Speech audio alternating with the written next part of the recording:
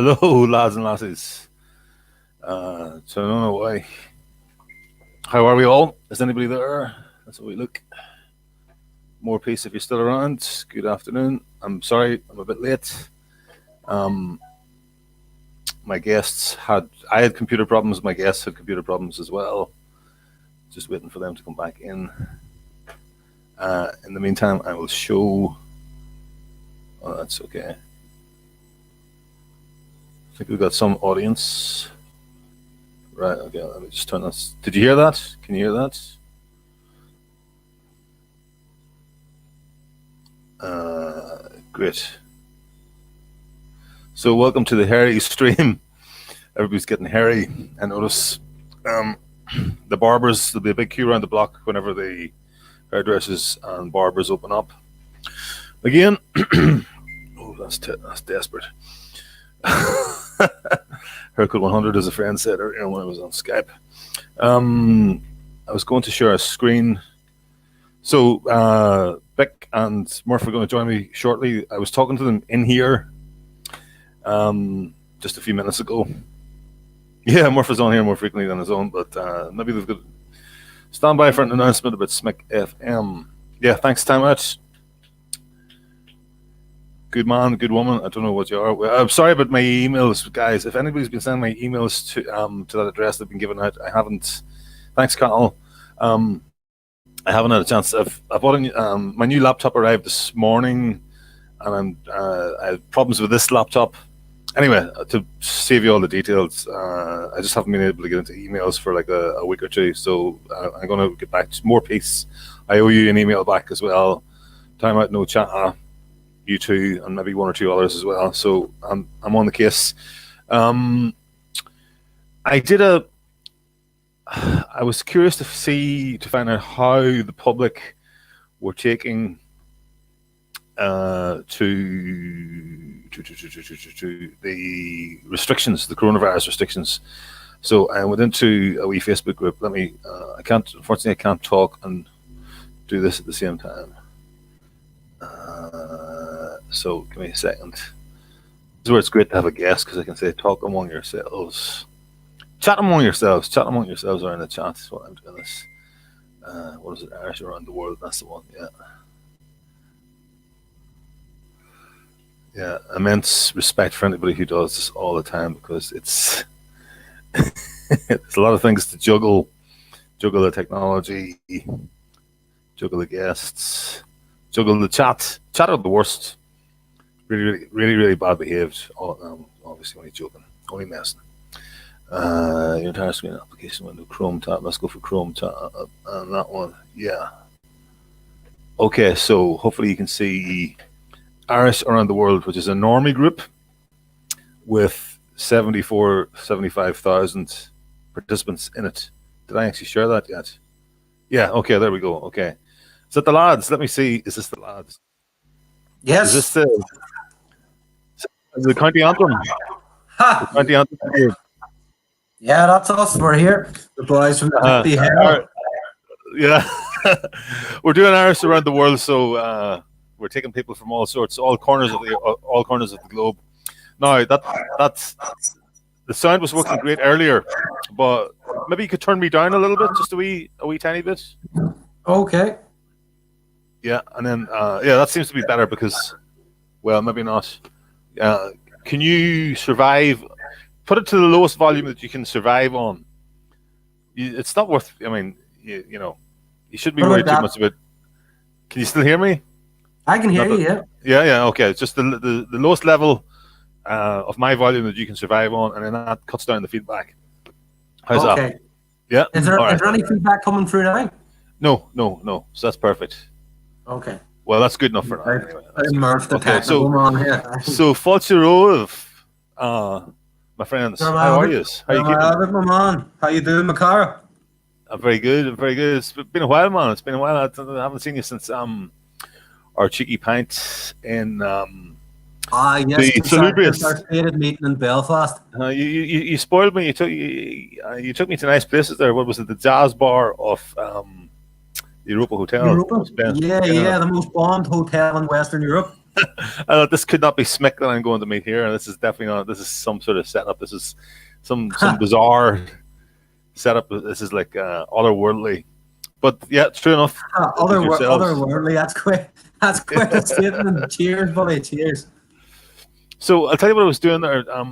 I was just showing this survey that I put into Irish around the world, which is a normie Facebook group for Irish people around the world, with 75,000 members. And any of you trigger happy Facebook fans and consider yourselves patriot, this is the sort of place you need to be putting your content into, because what percentage of these people are going to have heard our ideas before? Maybe 1 or 2%, but you can pick up. You'll pick up fans. You'll turn people up. You'll wake people up. So talk to me. Send me messages if that's something you want to do, because I've got a whole scheme of strategies and tactics for doing that well and making sure that the trolls don't get you and stuff like that. There. Right. Them pesky trolls. Them pesky trolls. Living under their bridges. That's eating babies as well. Well, they really are eating babies here. Yeah. Illuminati trolls. To be fair, there's a couple genuinely living under bridges as well. So I can imagine. Or there will be at the end. Not the sort you bring. The NGO grants run out, boys. when the NGOs turf them out in the street in 6 months' time. Right, let me see if I can find my... That's it. Well, it's hard times for the NGOs with the coronavirus, buddy. Yeah, what do you reckon? I'm basically getting you guys... When you see this like furrowed look on my brow and I say stuff like, what do you reckon? That means, over to you, fill in for a minute while It's not my first rodeo, but I am a bit shy, so you'll have to forgive me. It's his first solo appearance. No, this is not a solo appearance, Bik. This is not a solo appearance. It's a semi-solo appearance. Semi-solo, yeah. And I've got my... You had to burn all the chairs you had to burn all the chairs to cook your food, so you've only got one chair, and you're taking turns on the chair, and Murph stood behind you, yeah. Oh, yeah, big Murph shoulder. Stood in the doorway because you had to burn the door to cook food. He stood behind me here, giving me a wee shoulder massage, just egging me on, lightly stroking my hair. Oh dear, where do you go from that? Where do you go? That's what I'm worried about. Where does he go from here? He's stroking my hair now. Where's it go? Moving down. Anyway, Conor, how are you keeping? There's the man himself to say, stop. It is indeed. Stop already. Right, where is my... I did it, yeah, okay, so I did a wee... right, I've lost the C key off this, of course, so now I can't search for... There's my man. Oh, shall we watch this, actually? See what... this is our man down in Kerry talking about... It's just... Come on, puta. To put them on. Commentator, he's a commentator on the Skibbereen situation, the Direct Provision Centre in Skibbereen. Skibbereen, you'll have to tell Skibbereen. What am I talking about? Cahir Savine. It had a name. Cahir Savine. I was going to say Skibbereen's a dead sad song, mate. Let's see if we can hear any. This guy is powerful, immensely powerful. Can you guys hear that? That Gran Torino, is it? No.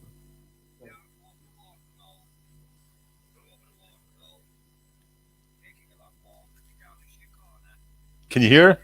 No, I can't hear that at all, my man. But we do have you on the speaker, so. In the live. This is live from.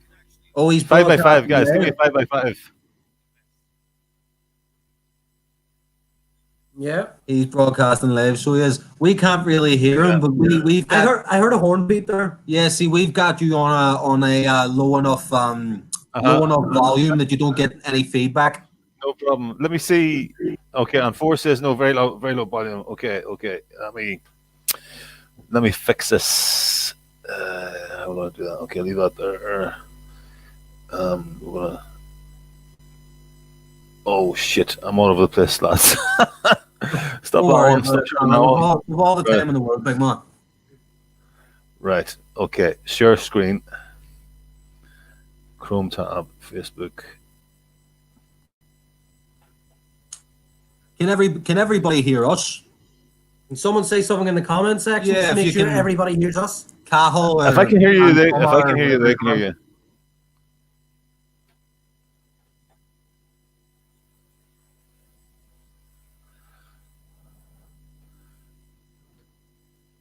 Keep going, lads. Let's.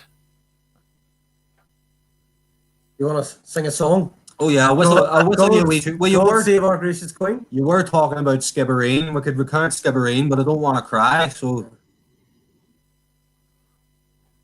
Oh, Father dear, I oft times hear you speak of I thought- Erin's Isle. I actually thought you were about to bust in the Celtic Symphony for a second. Dusty and Pistol Pete. Is that? Yeah, we can, lads. That's Cheers, Cahill. That's not good. much I Good to can know. really Yeah, say or Oh yeah, do we've got the sound on that, man. about it, just to let you know Is that that better? they're still not inside the hotel. They're still not on lockdown, even though the owner of the hotel was there today. The owner of the hotel was there today, and the Garda Síochána just stopped, had a chat with them, and seemed to leave them on their way. So we just go back now, and you can actually see them yourselves. But I actually saw these people outside the window last night. I'm just going to pull in here for a second and talk to somebody. So lads, I'll finish it there, okay? You said this is from Cahertavine, Conor. Yes, this fella is That's where the It's one of DP the- centre is, isn't it? exactly, and he's talking about the DP Centre, and that's he's the guy there who's speaking up about that, and he started broadcasting live streaming from his Facebook group, from his Facebook profile there. Let's see if we can get a replay of it. Morris Patton McCabe, is it? Unfortunately, this thing is so friggin' slow. Let's just go back. No worries. With time. Don't Yeah. lose mind. Morris Patton O'Connell is his name, so you can look him up on Facebook. He's done reports about the Cahertavine DP Centre, the asylum scam down there, and he is not a happy man about this at all. There you Especially go. in, Everyone should go watch it and give a like and a share. Get the information. Yeah, out. exactly, 100%. So let's see if we can get a replay on this. But I think you could hear the sound, couldn't you? Yeah, we could. Yeah, on through the yeah. Yeah, we can. Yeah, Okay, good man. These are some of the Okay, here we go. refugees that I recognised the last day from the town. There's the Garda Síochána. Will they stop? No. Oh wait, actually, they did. Yeah, the Garda Síochána. Will you turn the camera back around there that way, babe? The Garda I Síochána can't see very well, babe. are just after stopping them. They're over the water now. Taking a long walk. The Garda Síochána is just after stopping them. And they're supposed to be in quarantine. Or the hotel is supposed to be on lockdown. So this means that they can actually walk freely around the place. So, I mean, like, where are you going with this, lads? Come on, in fairness. Is the hotel supposed to be locked down? Are they not supposed to be out? But they are. I'm going to turn around again and do another swing around. And we'll see what the Garda Síochána are on about.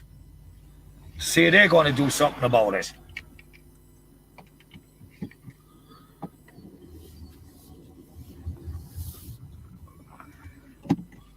But you see, then again, look, lads, they're not in town, I suppose. Look, they're over the water this time.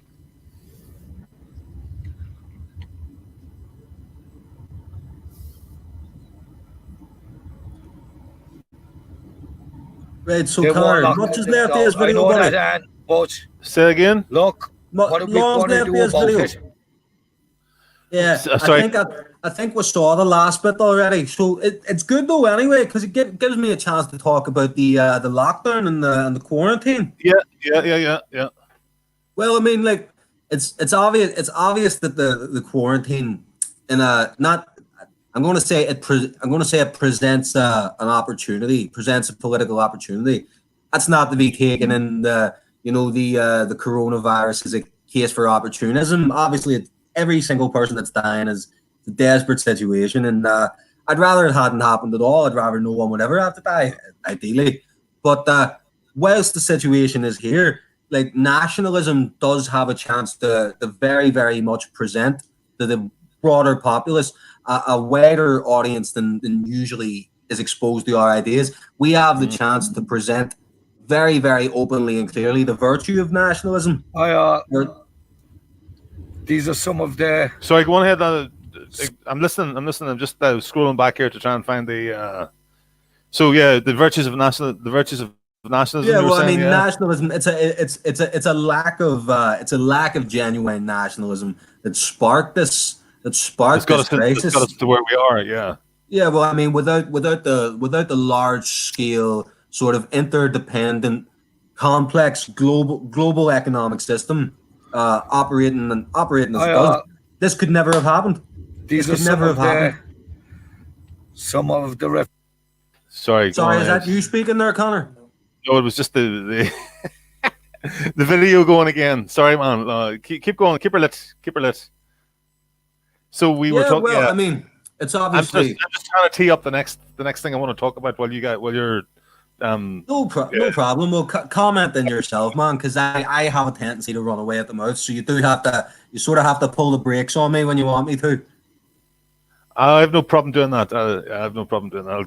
I'll get the old hands up to say. Both hands wrapped around the throat. Tell your wish, camera down. So you'll know all about it when I.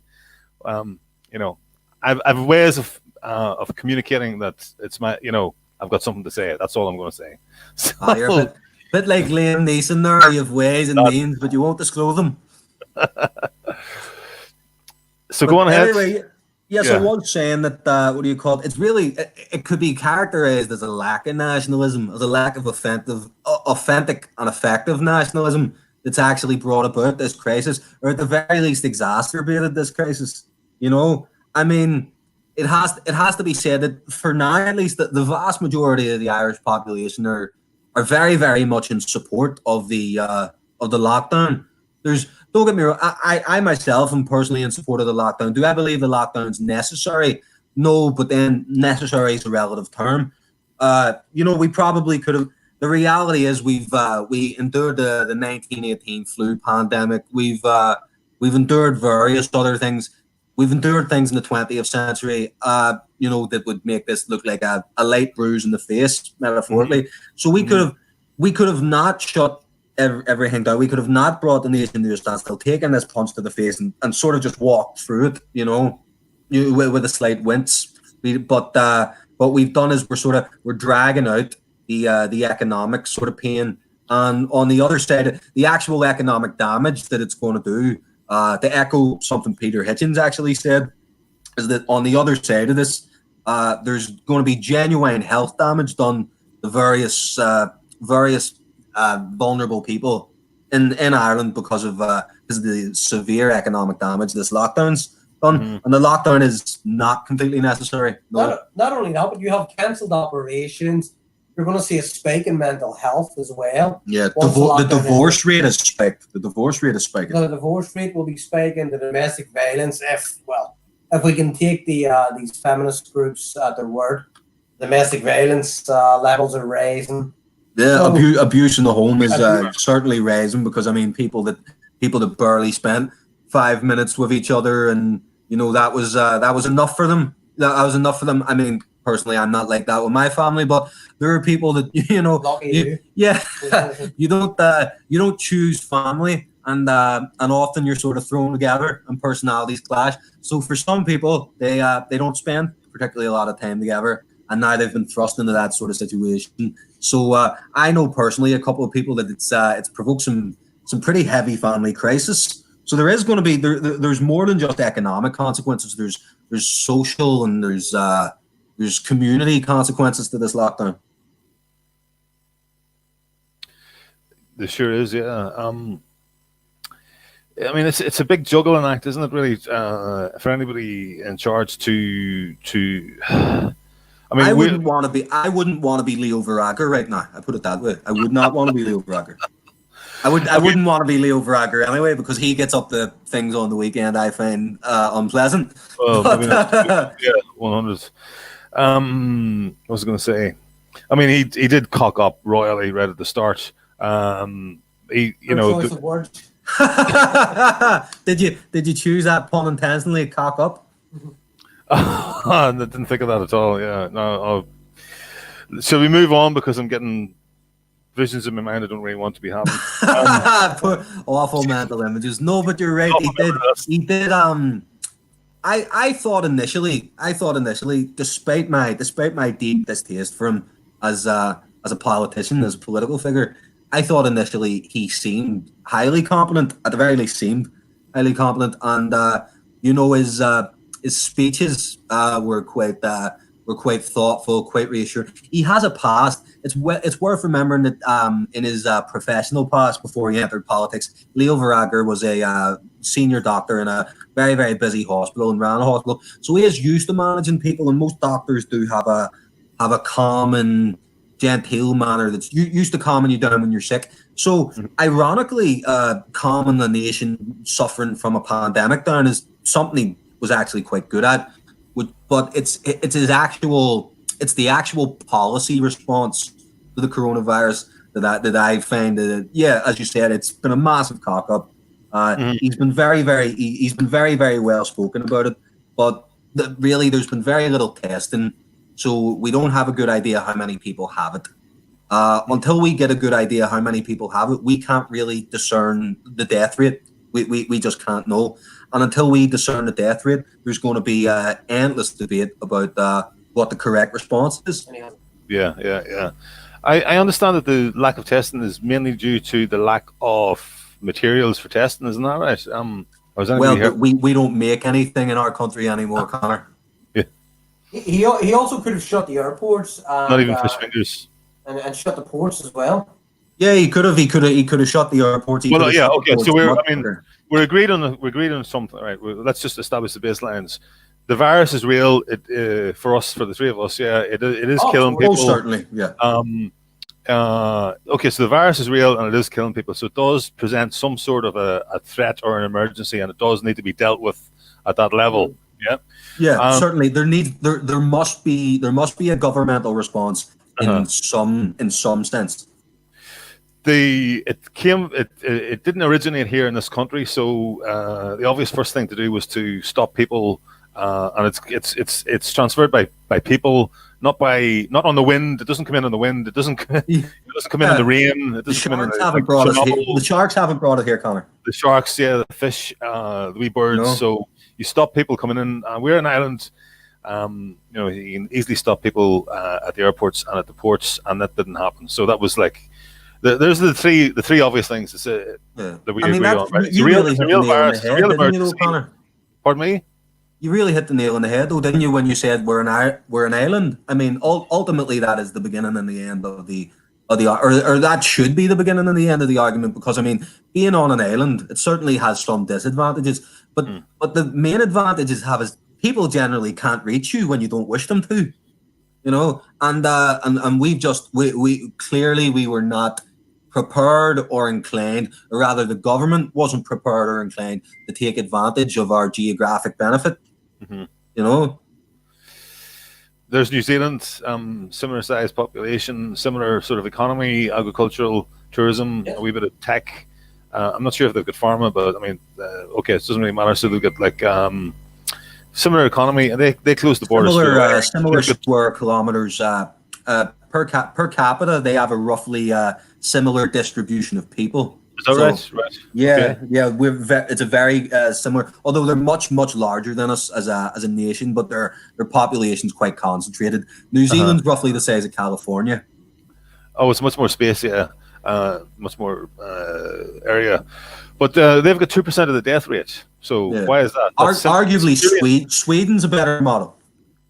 Well, for comparison, in terms of like they've got 2% of the death rate, even though they've got the same population, and that, as a 26 county state, because they shut the border early days. So we agree that okay, this is an emergency.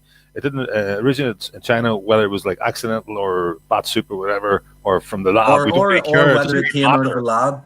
Yeah, it doesn't really matter at this stage. You know, the things that will be remembered in 6 months' time, and the point that we need to be making in 6 months' time is it was an emergency, and we didn't get the simple things right. Now, after that, everything is up for grabs as far as I'm concerned, because you know, the correct policy seems to have been people. It seems as if they weren't taking it seriously in the West for a while, and then it struck in the West, struck in Western Europe. I think, yeah, you're certainly right. I'll answer those in order. Okay, well, like, yeah, we should definitely not only were we unprepared for it, and I mean, not only is it's exactly as you said, like really in 6 months' time, in a year's time, all the sort of questions of where it came from, you know, the originating point of it, those are all going to be moot questions. They'll either have been answered or people have just moved on. The main thing is going to be how we responded to the crisis. You know, who was for the lockdown, who was against the lockdown, you know, what it did, all that stuff. Yeah. And what we should really point out as nationalists of all stripes, and nationalists of all stripes do, to be fair to some of them, point this out, is that like, it's not solely the government's response that we have to critique in the wake of this, because if we just solely critique the government's response, then that's just critiquing policy. But in actual fact, there's been 30, 40, 50, 60, you could go back as far as the creation of the Irish state, basically, to say we have not prepared ourselves as a nation. We've not put in place the institutions and the sort of political structure as a nation to really take care of ourselves and have a general preparedness for situations like this, because this is a relatively mild situation, all things considered. You know, like a war or something like that, we'd be utterly. I don't want to swear on your stream, Conor, but we'd be fucked. Mm-hmm. You know, so, I mean, really, what has to be brought up after this is why have these people been allowed to be asleep at the wheel for so long?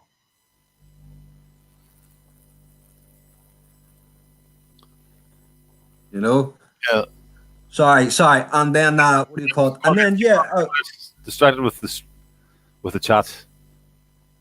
Sorry. Yeah. No, I was actually looking at the chat too. Thanks everyone for commenting. Yeah. But yeah. Fiona O'Leary is in lockdown, but she's stalking me. The ghost of Fiona O'Leary is stalking me. My supposed cousin, Fiona O'Leary. I've heard this about you as well, Conor. Big conspiracy theory. The red hair in my beard, obviously, that's the giveaway that we're obviously joking, of course. No relation. No, of course. This is the big conspiracy theory in the Irish right now, Conor. Speaking of conspiracy theories in the Irish right, I mean, what I was going to continue on to say there is essentially, because sorry, I got sidetracked reading the comments just like yourself, was that, you know, post Jake, all this. Could you look after Auntie Philomena for me? Maybe hopefully Auntie Philomena look after herself. Junior's good with the aunties. Auntie Philomena's better than Auntie Fa. 100%. I have a feeling that Auntie Philomena might be related to Auntie Fa. Oh gosh, I wouldn't tire anyone with that. But yeah, so I was going to say, speaking of conspiracy theories and the Irish right, that you know, there's been a sort of me and Murph have we're going to do a podcast on it. Yeah. We're going to do a podcast on it, and I'm just letting everyone know ahead of time. It's going to be pretty brutal. and we're gonna go around and we're gonna dole out some well deserved stick, so to speak, in the Irish right, and we're just going to basically point out that something like 80% of the population do support this lockdown. So whether the lockdown is necessary or not, that's not really the issue. It's an issue of optics, and so in a year's time, people are going to look back and say, oh, yeah, those were the crazy people and those were the competent people. And it's going to get separated into two groups, the crazy and the competent. And if you want any sort of political power, which like ultimately is what I assume Irish nationalists would like to have at the end of the day, because that's how you save Ireland, you gain political power. If you want to have any sort of political power, you need to be considered as competent. If you want people to come out and vote for you, you need to be considered as competent. You can't have any sort of ridiculousness attached to you. So the whole sort of 5G, it's a very common one. The 5G is causing the coronavirus. Right? So that's a common one. I'm not going to name names, but Gemma O'Doherty. I'm not going to name other names, but there is a couple. So yeah, and we're going to get well and truly stuck in. And Murph is just leaned forward interestedly here, but because now I'm talking about getting stuck into people, his bloodlust has been drawn up. I could see him smiling. He wants to hurl insults and jabs and knives, but we'll save it. We'll save it for later. That's it. He will save the magic. He will keep his powder dry for now. But yeah, so everyone should definitely tune into that. But I mean, our point with that is just release that. When are you going to release that out, do you think? Probably on Friday. Have you got any content up on the channel at this moment in time? Oh yeah, all the stuff is back up. Yeah, you can go. Anyone can go like the videos. You can comment on them. You can do whatever you want. Yeah. So all the stuff is back up. All our previous material is back up. Yeah, generally, we do. It's also worth noting. Generally, we do reply to comments if you're not a twat. Yeah. And if you're a good-looking woman with a nice rack, we definitely we reply to your comments. We definitely. And if you want to send any nudes, that is also entirely acceptable. In actual fact, that's more than acceptable. We recommend it. You can reach us at Ireland Forever, the Facebook page Ireland Forever. Nudes from girls, no guys. Yeah, no. But anyway, other than that little digression where we insulted the womanhood of all Irish women, like modern JD Singe, Playboy of the Western World, call me. Oh, modern JD Singe. Okay. Where did you get you came out with an interesting statistic there earlier? 80% of people support the lockdown. I was the one that brought that up. I seen that it was actually 91%. I'm nearly sure. I seen that in the poll. It might have been the Independent. I was sort of underestimating. But I didn't want to say 91% because when you say 91%, someone's like, "Oh my God, 91%! That's a stacked poll." Well, I mean, they do stack the polls. But a stacked poll is more like 70%. And then in reality, something like 30% of people agree with what they said. If they're saying 91% of people support the lockdown, it's probably something close to 91% of people supporting the lockdown. Like that's probably the case. So, I mean, stuff like, but I mean, you could argue against the lockdown, and obviously by you I don't specifically mean you, Conor. I mean I think like we talk about we will talk about the anti-vax movement a little bit. I'm not personally an anti-vaxxer, but I believe that the pushing into the fringes of the anti-vaxxer movement, people that hold anti-vaxxer positions, that they're not allowed to debate them. I don't think it's good for our national consciousness. I think we should be able to have open, honest public debate about things. And I feel the same way about the coronavirus. So if someone wants to say, I don't think this lockdown is necessary, and then set out a bunch of well-reasoned positions why that's the case, 100%, like, do that, and that's okay. But the 5G is causing the coronavirus, the lockdown is like it's a Bilderberg Rothschild scheme. Like I've genuinely heard such strange and outlandish conspiracy theories. Like it's some QAnon shit, you know. It's like genuinely just very, very out there and outlandish. And sad to say, it's all coming from the dissident Irish right. It's almost all coming from the dissident Irish right. Well, they're using their sources are like small content creators in the States and Canada. In their mum's bedrooms. Yeah, small content creators that you've never heard of before. The people have just probably jumped on the bandwagon and set up an industry, saw their opportunity to get make a few get monetized. You get their channel to monetization quickly on Facebook by just getting something out. Maybe some of them actually believe it as well. I've no doubt some of them believe it. More is the pity. There's just been a proliferation of videos. I just spent today trying to tidy up some Facebook groups that I've been managing, and just wading through chud of 5G and NWO and yeah, man. It's just what you want to be seeing is like a repost of your man that we just played there at the start. That's what you want to some local content, some real stuff that's happening in Kerry, real issues, or people talking about the Dingle fishermen. Yeah, like also what you can do is you can take advantage. Sorry, I was going to say you can take advantage of a phenomenon called lent authority, which is where like the reason why, like for instance, a left-wing liberal can post some utterly ridiculous hack piece article from the Irish Times or whatever hack periodical, is substituted for journalism on the silent now, but they can post that, and because it has a certain, it's associated with a certain authority. People in their minds associate, oh well, that's a newspaper. It's confident, It's sorry, not confident. It's competent. People assume like, oh, it's a newspaper. It's like RTE. It's a large institution. Actually, to be fair, RTE is quite profoundly disliked, so it's not quite the same. But you can take the authority of like authoritative figures that know what they're talking about, and then if you repost that, like people are more likely to believe that than they are, for instance, Barry in his mum's bedroom, Yeah. So what do you call it? Local figures and all, and like for instance, Noel Grealish. When Noel Grealish came out and talked about direct provision, lots of love for Noel Grealish.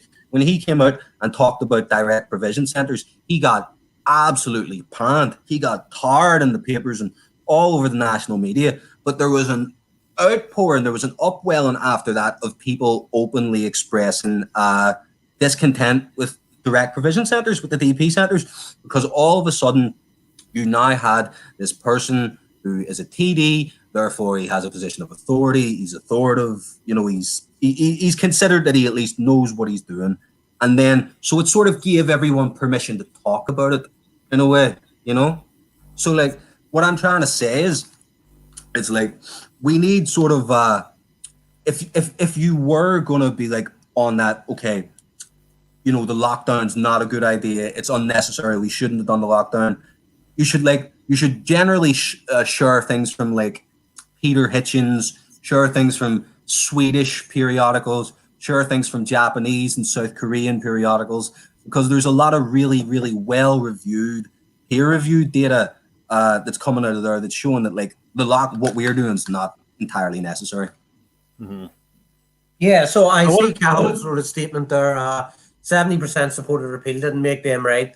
Dr. De Bruyne has set out the reasons why the lockdown is wrong. I'm in agreement. I think Bik's in agreement that the lockdowns went too far. It went too far basically from the start. I'm certainly in agreement. I'm certainly in agreement with your point that 70% of the population may have supported repeal, but it doesn't make them right. Like, I agree.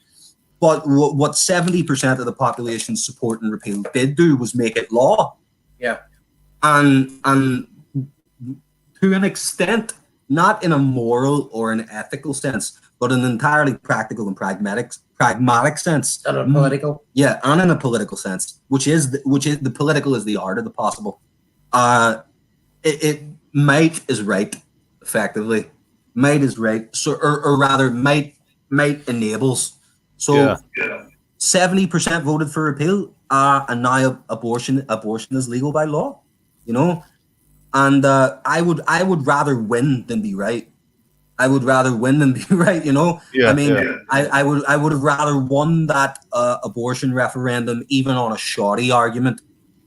Obviously, I consider it On a lie. Yeah, I would have won that abortion referendum on a lie. If someone had come to me with a magic lamp and said, rub this magic lamp, and everyone in Ireland will believe it lie, and then you'll win the abortion referendum on a lie, I would have done that every single time, because ultimately politics is the art of the possible. Politics is the art of people management.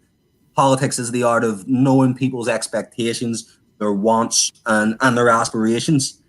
Mm-hmm. And if you're not interested in the art of politics, then you're not interested in power. And if you're not interested in power, then you're not really planning to change anything. Look, and to be interested in politics, you need to be interested in people. You need to be talking. You need to have an idea of what the people need and what they want and what they think. And this leads me to, this is current. It's a theme of mine that I keep returning to. Like, we need to be more in touch with the people, and then that would save us from having these like wild and wacky ideas that aren't going to be popular.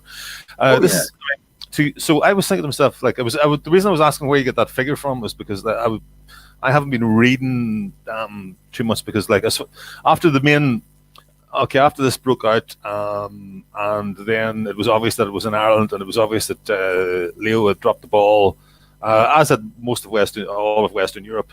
The top 10 countries by deaths per million are all the leading neoliberal economies of the West. To be first, Sweden's done okay. No, Sweden's in fifth or sixth place for deaths per million. So really, yeah. It's I'll bring that up in a wee second. But I hadn't seen that. As far as I remember, the top 10, not counting countries that are less than 1 million, the top 10. Is this per capita? This is per capita. Yeah, you see, once you take the per capita into it, it straightens it all out. What have I got it here? Worldometer. Yeah, but if you take out the countries that are like less than 1 million, like the San Marinos and the Saint Martin and the Andorras and whatnot, then you get. I wonder, can I do 2 of these screens? Let me see if I can. I have to. It's also worth noting, Ireland actually has one of the youngest populations in the Western world, and the most rural. One of the most rural in Europe. But we're definitely in the top 10 for deaths per million. What is the countries? Is that the one? Can you guys see that? Yeah. Yeah. Okay, cool. Right, okay. So I go in here and I do deaths per million of the population. Right, and then we discount. We're just going to go run down through this, and Belgium is still the number 1. San Marino doesn't count because it's less than 1 million. Andorra doesn't count. We're not counting it because it's less than 1 million. These are all like city states, so they're very densely populated anyway. So it's going to spread like wildfire through these little city states. Yeah, so probably not much medical capacity either. Because most countries have a mixture of rural and urban, so they don't. So they're a different category. So just ignore them. Belgium. I dare say in many of these micro states, there's not a great deal of medical capacity either. Possibly not, because like they've probably built on every spare scrap of land, like Monaco and whatnot. So there's Belgium, and then Spain, Italy, France, and UK. There's the top 5. Then Netherlands, Sweden 7. There's Sweden in 7th place. So people who were saying Sweden doing very Ireland well. is 8th is Switzerland. Ireland is 9th, and USA 10th. There's your top 10. There's your your top 10 most liberalized economies at the same time, and your 10 economies most wedded to the globalist narrative, the globalized. Well, that's it. That's there it. You go. I mean, Ireland since the Celtic Tiger. That's what they've done. They said that they pursued what they saw or what they claimed was a model for Irish prosperity, which is we will open ourselves to the world, and it's what I would call the end of history model. If anyone's ever read Francis Fukuyama, The End of History, like Francis Fukuyama essentially was of the opinion that liberal democracy, in a sense, would dominate the world forever. This was obviously written in the 90s, pre 9/11 and all that sort of stuff. But liberal democracy and free trade and all that would sort of just go on further and further, sort of the Christopher Hitchens position, really. that the world would increasingly liberalize, and we would all just live in this sort of global commons, this global village in which, you know, you could buy cheap. All the Irish were going to work in call centers because everyone loves our voices, and you know, and we were all going to be satisfied buying cheap tap from China, you know. But that economic, the dream of that system, died in 2008. But it's in the ground now. It's in the ground, and it's rapidly being buried. So like we have geared our economy, or rather, I say we, but they have geared the economy of this island to prosper in an economic system that no longer exists. Like the only nations that prosper in the common world are nations that look to their own needs, look to their own issues, and solve them with the resources at hand to them, you know. And the Irish people, Ireland is not a resource-rich nation. We've never historically been a resource-rich nation. The resource of Ireland and the Irish nation is the Irish people. You know, our ingenuity and our. We are rich in resources. Some people, I've heard the view before that we are rich in resources. So, what is the truth? Maybe we need to. You know, this is maybe where we need to. When people put these claims forward, they need to. I just mean you can't find oil here. You can't tap an oil main in Kerry. You know. Well, apparently there's gas oil in Kerry. No, I've heard there's petrochemicals off the Mayo coast. Yeah, there may very well. Well, you see, I wouldn't. It's speculative, provisionally. Yeah, exactly. You know, this is the sort of thing. Well, exactly. Petrochemicals off the Mayo coast. If there are petrochemicals off the Mayo coast, it occurs to my mind there are a great many poor people in Mayo. Why haven't we already developed that? The technology's certainly there. Why haven't we investigated that? Why haven't we investigated the possibility of that? Surely that would also make Ireland more fuel secure. One wonders if the original testings or samples are taken, or that it might be difficult to extract because obviously if it was like if they're drilling down or taking samples, you know, obviously this would have been sampled to some degree with, I don't know how to do it with the radar or whatever, you know, somebody's done some sort of an exploration or survey, and okay, it might be middling to hard to get this stuff out. It might cost, you know, there are bigger fish to fry. You know, so let's go.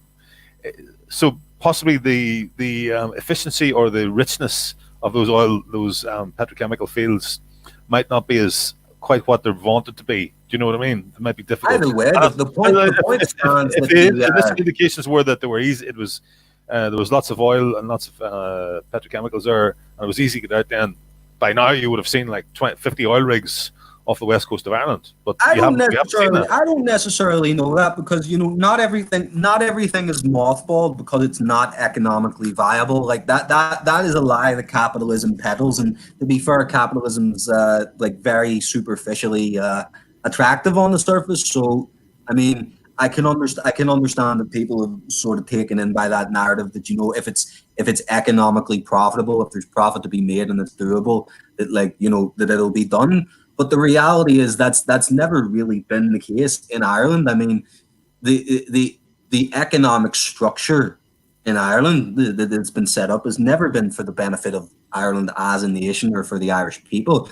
It's been for the benefit of certain Irish people, a certain class of Irish people, and every now and again that class changes, and or every now and again it switches from one class to another, or the actual composition of the class that's running Ireland changes. But our economic life has never really been run for the benefit of the nation or its people, you know. And the oil off the Mayo coast is just one. I wasn't even previously aware of that till you mentioned it, but it's just one example that we really operate on an economic paradigm that's just it's a thing of the past. Really, it's a thing of the past. I mean, it barely worked in the 90s.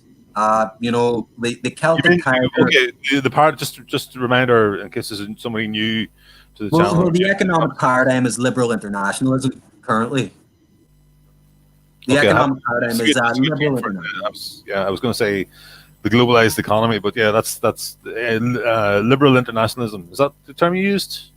That's the term I use. That is the term I use. Yeah. Okay.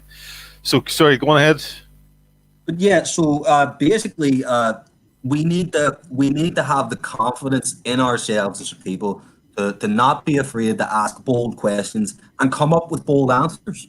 You know, because as I said, like I believe that the great resource of Ireland, you know, it's that, for instance, the Japanese are great. Japan is an utterly resource devoid island. It's an utterly resource devoid island. There's no coal. There's no precious minerals. There's no nothing. The Japanese do very, very well. They're a highly developed economy, one of the most developed economies in the world. Now, to be fair, it's something of a different situation geographically, but at the same time, it does go to show that when the willpower is there and when a nation can harness the ingenuity of its people, you know, like genuinely harness the ingenuity of its people for the betterment of itself and its people, then, you know, incredible things can be done. Incredible things can be done. Like our problem isn't so much our problem. People say that the Irish, we have our heads in the clouds. People say that the Irish are dreamers.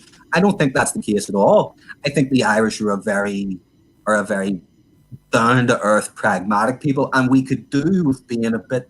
We could do with dreaming a bit more. We could, what do you reckon, Murph? Sorry, Murph popped into a book there. Okay. Listen, let me come back to that. I just want to talk about this wee thing, and then we'll come back to that, so I can get rid of this thing off the screen, because I'm conscious I might be talking. I was reading the latest edition of Playboy. This is the one. This is okay. So you picked up a survey that 80 to 91% were in favour of a lockdown. No, I hadn't been following too much.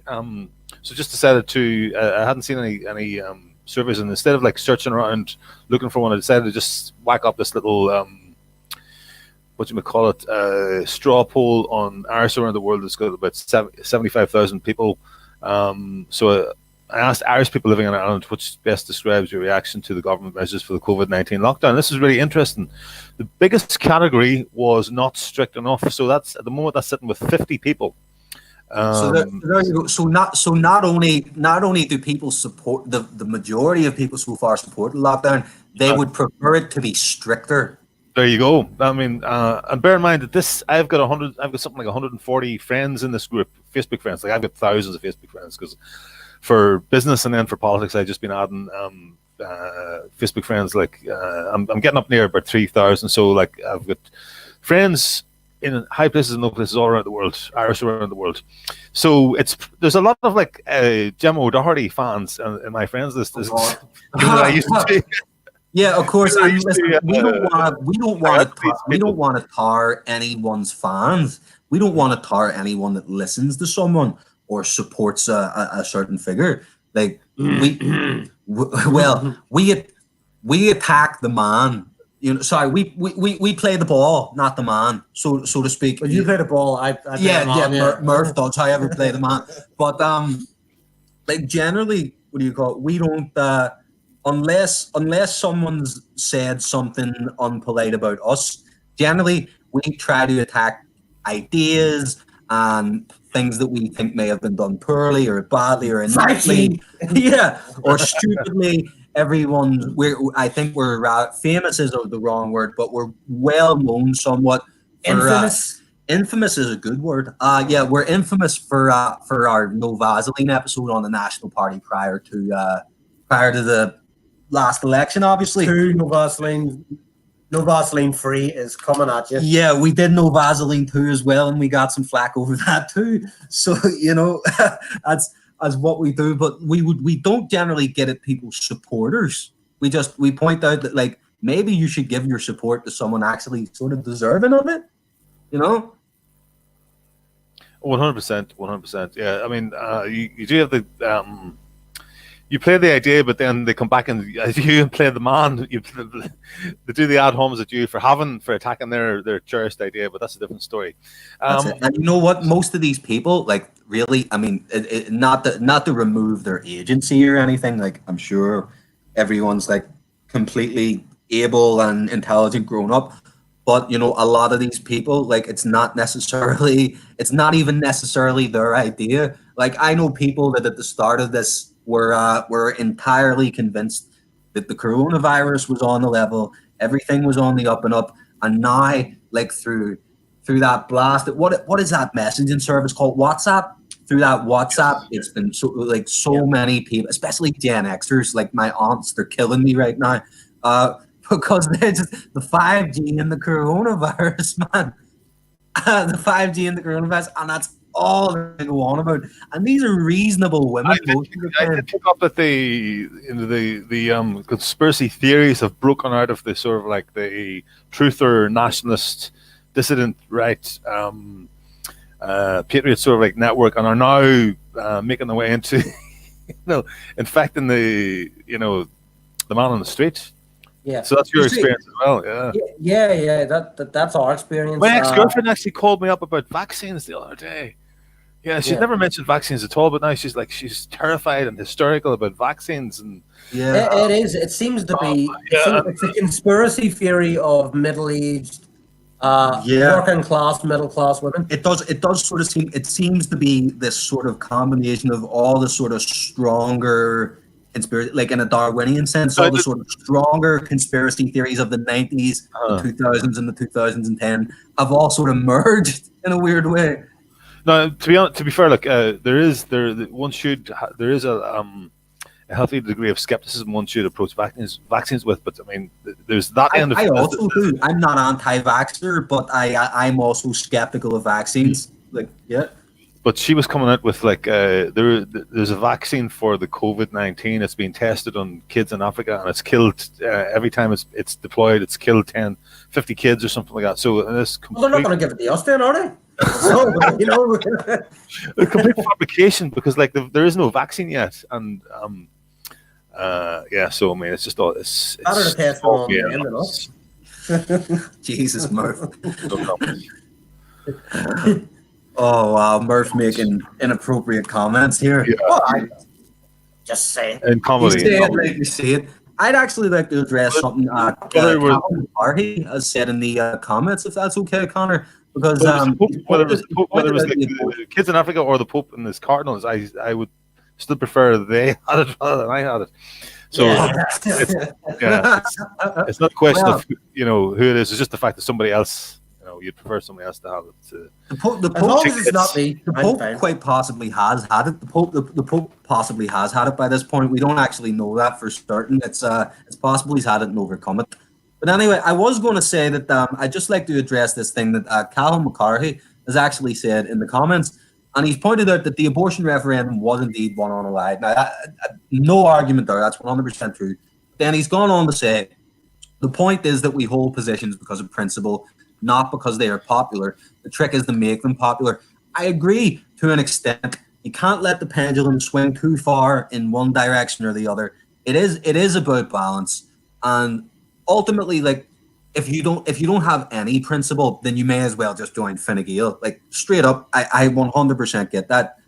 But if you are too principled, then no one's like. If you're too principled and your principles aren't in line with anything the population thinks, then you're not going to go where. You're going to be the principled guy in the corner of the room on your own with your principles, and then everyone else is just going to move on. The conversation's just going to leave you behind, and that's actually what sort of happened to the pro-life movement in Ireland. They've sort of been left behind.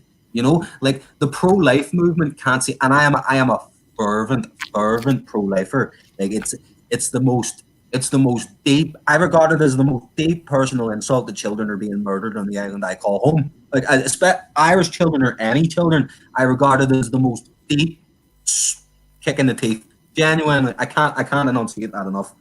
But the pro-life movement is stuck in a time warp. When the referendum was going on, the pro-life movement was stuck in the 90s. And now that the referendum is over and lost, the pro-life movement is forever stuck in the time of the referendum, and we can't. It's like we can't see a way to the future. The thing I say about the referendum is the same thing Arthur Griffith said about the Anglo-Irish Treaty. He said, "This treaty is no more binding forever than we are the last generation on the face of the earth." You know, policy can be changed at the stroke of a pen.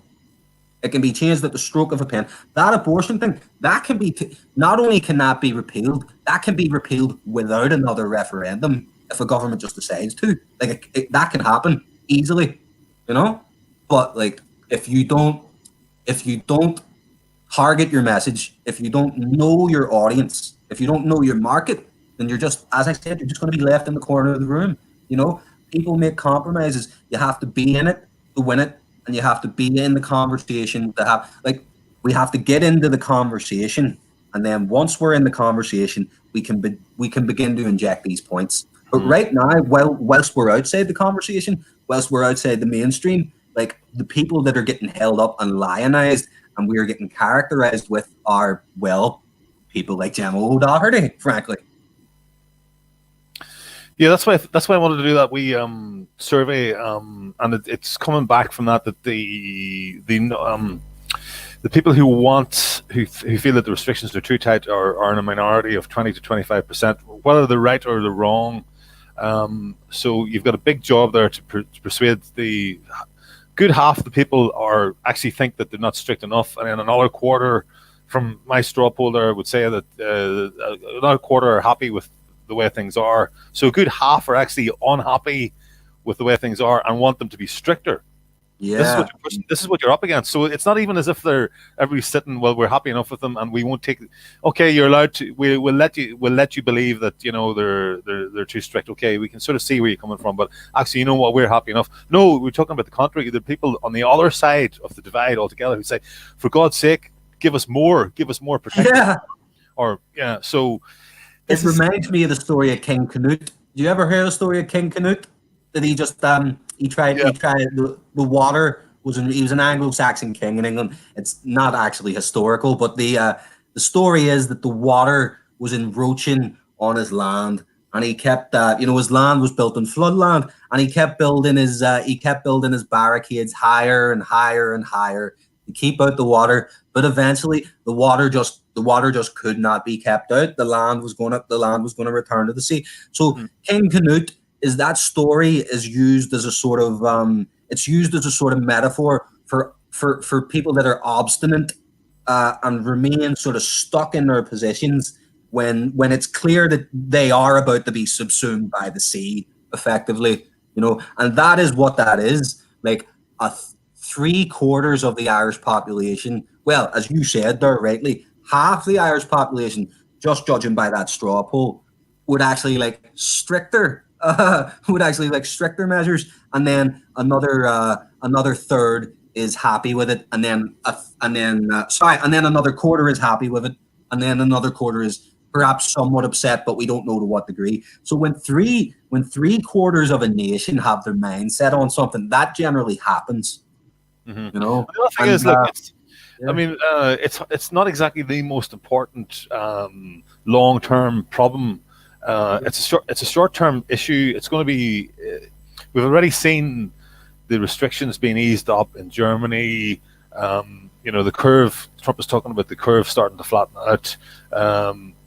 In another 2 or 3 months, will be over. This will all be over and done with. So, are we going to like? A lot of people are off work. They've got time on their hands, and to think that we're like putting all this effort into resisting something and reading our constitution and getting, you know, raising money for legal fights and fighting this and trying to get everybody push back the sea, as it were, like King Canute there, get the other 3/4 of the population on board for something that won't even matter in 2 or 3 months anyway. You know, it'll all be over and done with in 2 or 3 months.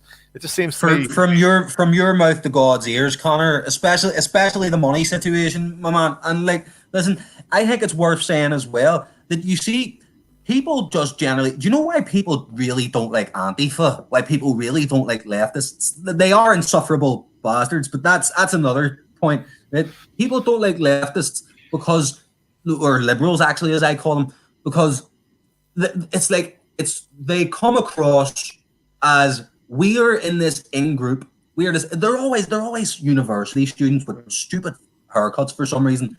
But you know, they're this special in group. They see themselves as the elect, as the elite. You know, and that they are going to go out and that they're going to enlighten the what would you call it, the plebs. They're going to go out and they're going to, you know, this is this is what they actually think. Like they think they're just going to walk into like slums and, you know, things, and they're going to like preach the gospel of Marx and all, and, you know, like the people are going to raise up in a big revolution, and like people don't like that, because people don't generally like to see a small group of self-satisfied smarmy people, and you know, they don't, and then pointing outwards and saying, well, look at all you are all the great unwashed mass, you are all the great unknowing, and we are the elect, we are the elite, you must listen to us, we know what you do not know. That's, people don't like that. People don't like it from the left, and people don't like it from the right either. So I mean, if we're gonna be hit that subscribe button, folks. Conor at opposite ends. I won't know how to do that because everything's in reverse, and now you trying to give a gang sign or something, Conor? Yeah. You're trying to, Crips and Bloods, bro. These Crips guys and Bloods. over here are these guys or Smick. So check them out. Sorry, go on ahead. Yo, Conor, just be like, next time you do that, just be like West Side. But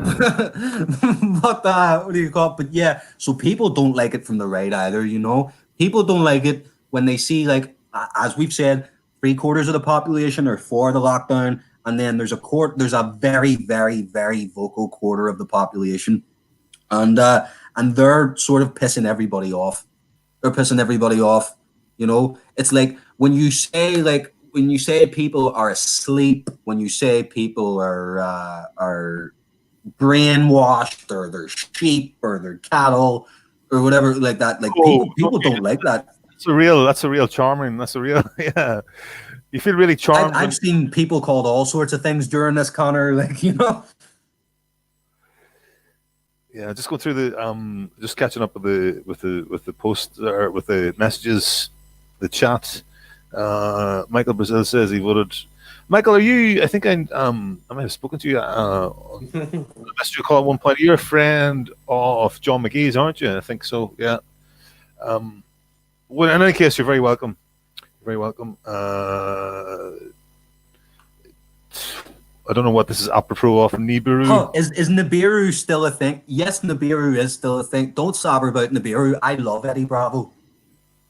Okay, that's over my head. No, that's some Google 10th planet. Or actually, you know what? Preserve your mental health and don't.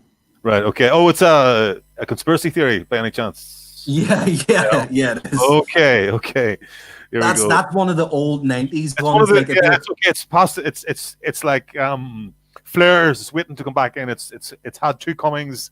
And it's currently on festival. Give it another 10 years. Nibiru will come back. Flares will be back. 5G will be like, oh my god, that's so 2020. Wow.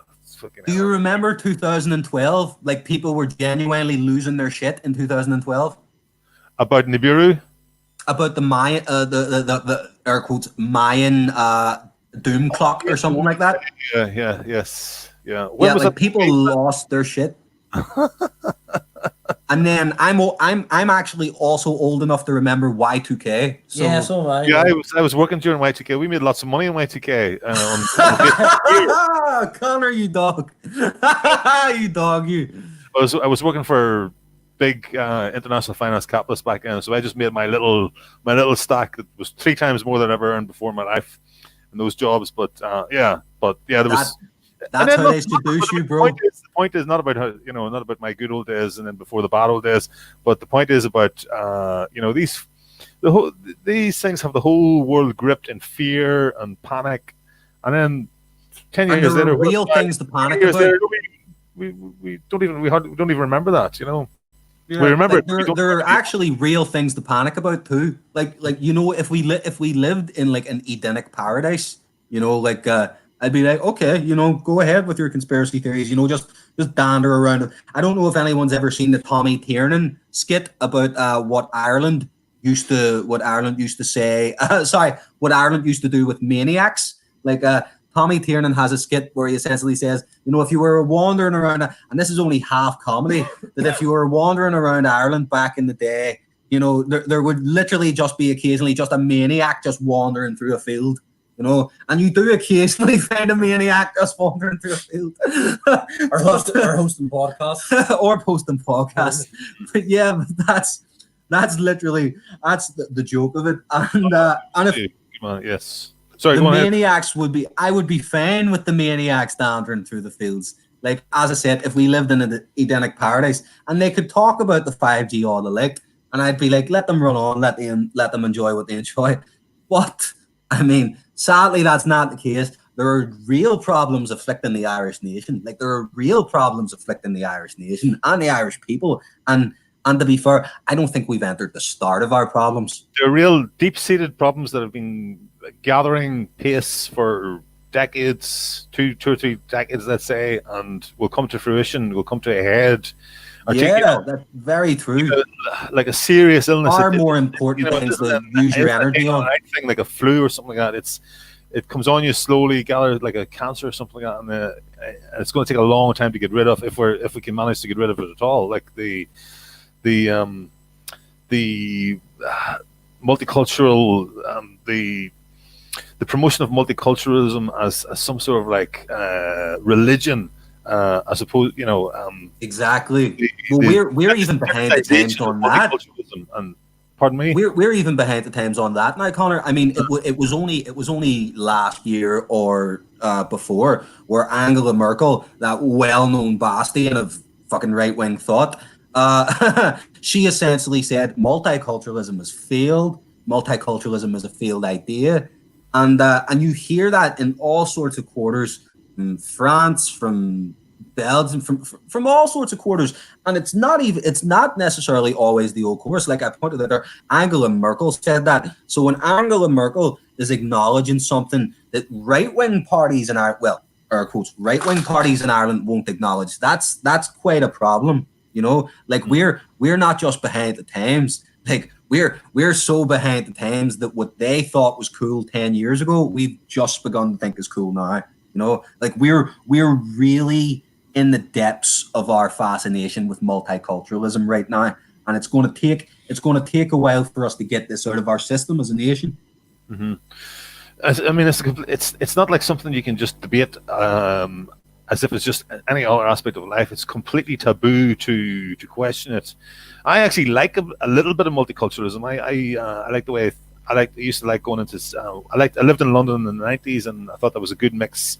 Back then it was maybe 20%. I mean, it wasn't where I was from, so I could do. You know, that's okay. That was okay for me to say that. You know?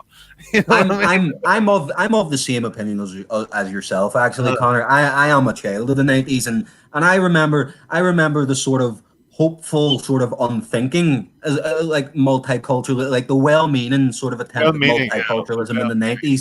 But it's whilst I do actually reject multiculturalism as a concept, like what most people generally mean, like most people that espouse multiculturalism, not politicians, obviously they have a very different meaning, but voters anyway that espouse multiculturalism, what they just essentially mean is that, you know, for instance, like an immigrant community should feel, if there is an immigrant community for that matter, there could be a political discussion about whether there should be.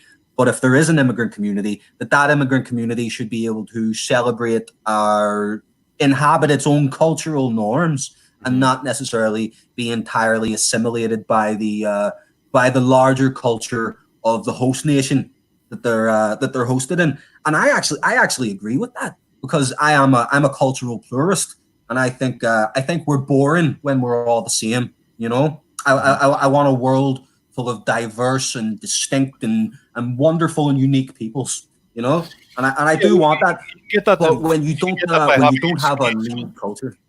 Sorry, go ahead. No, I was going to.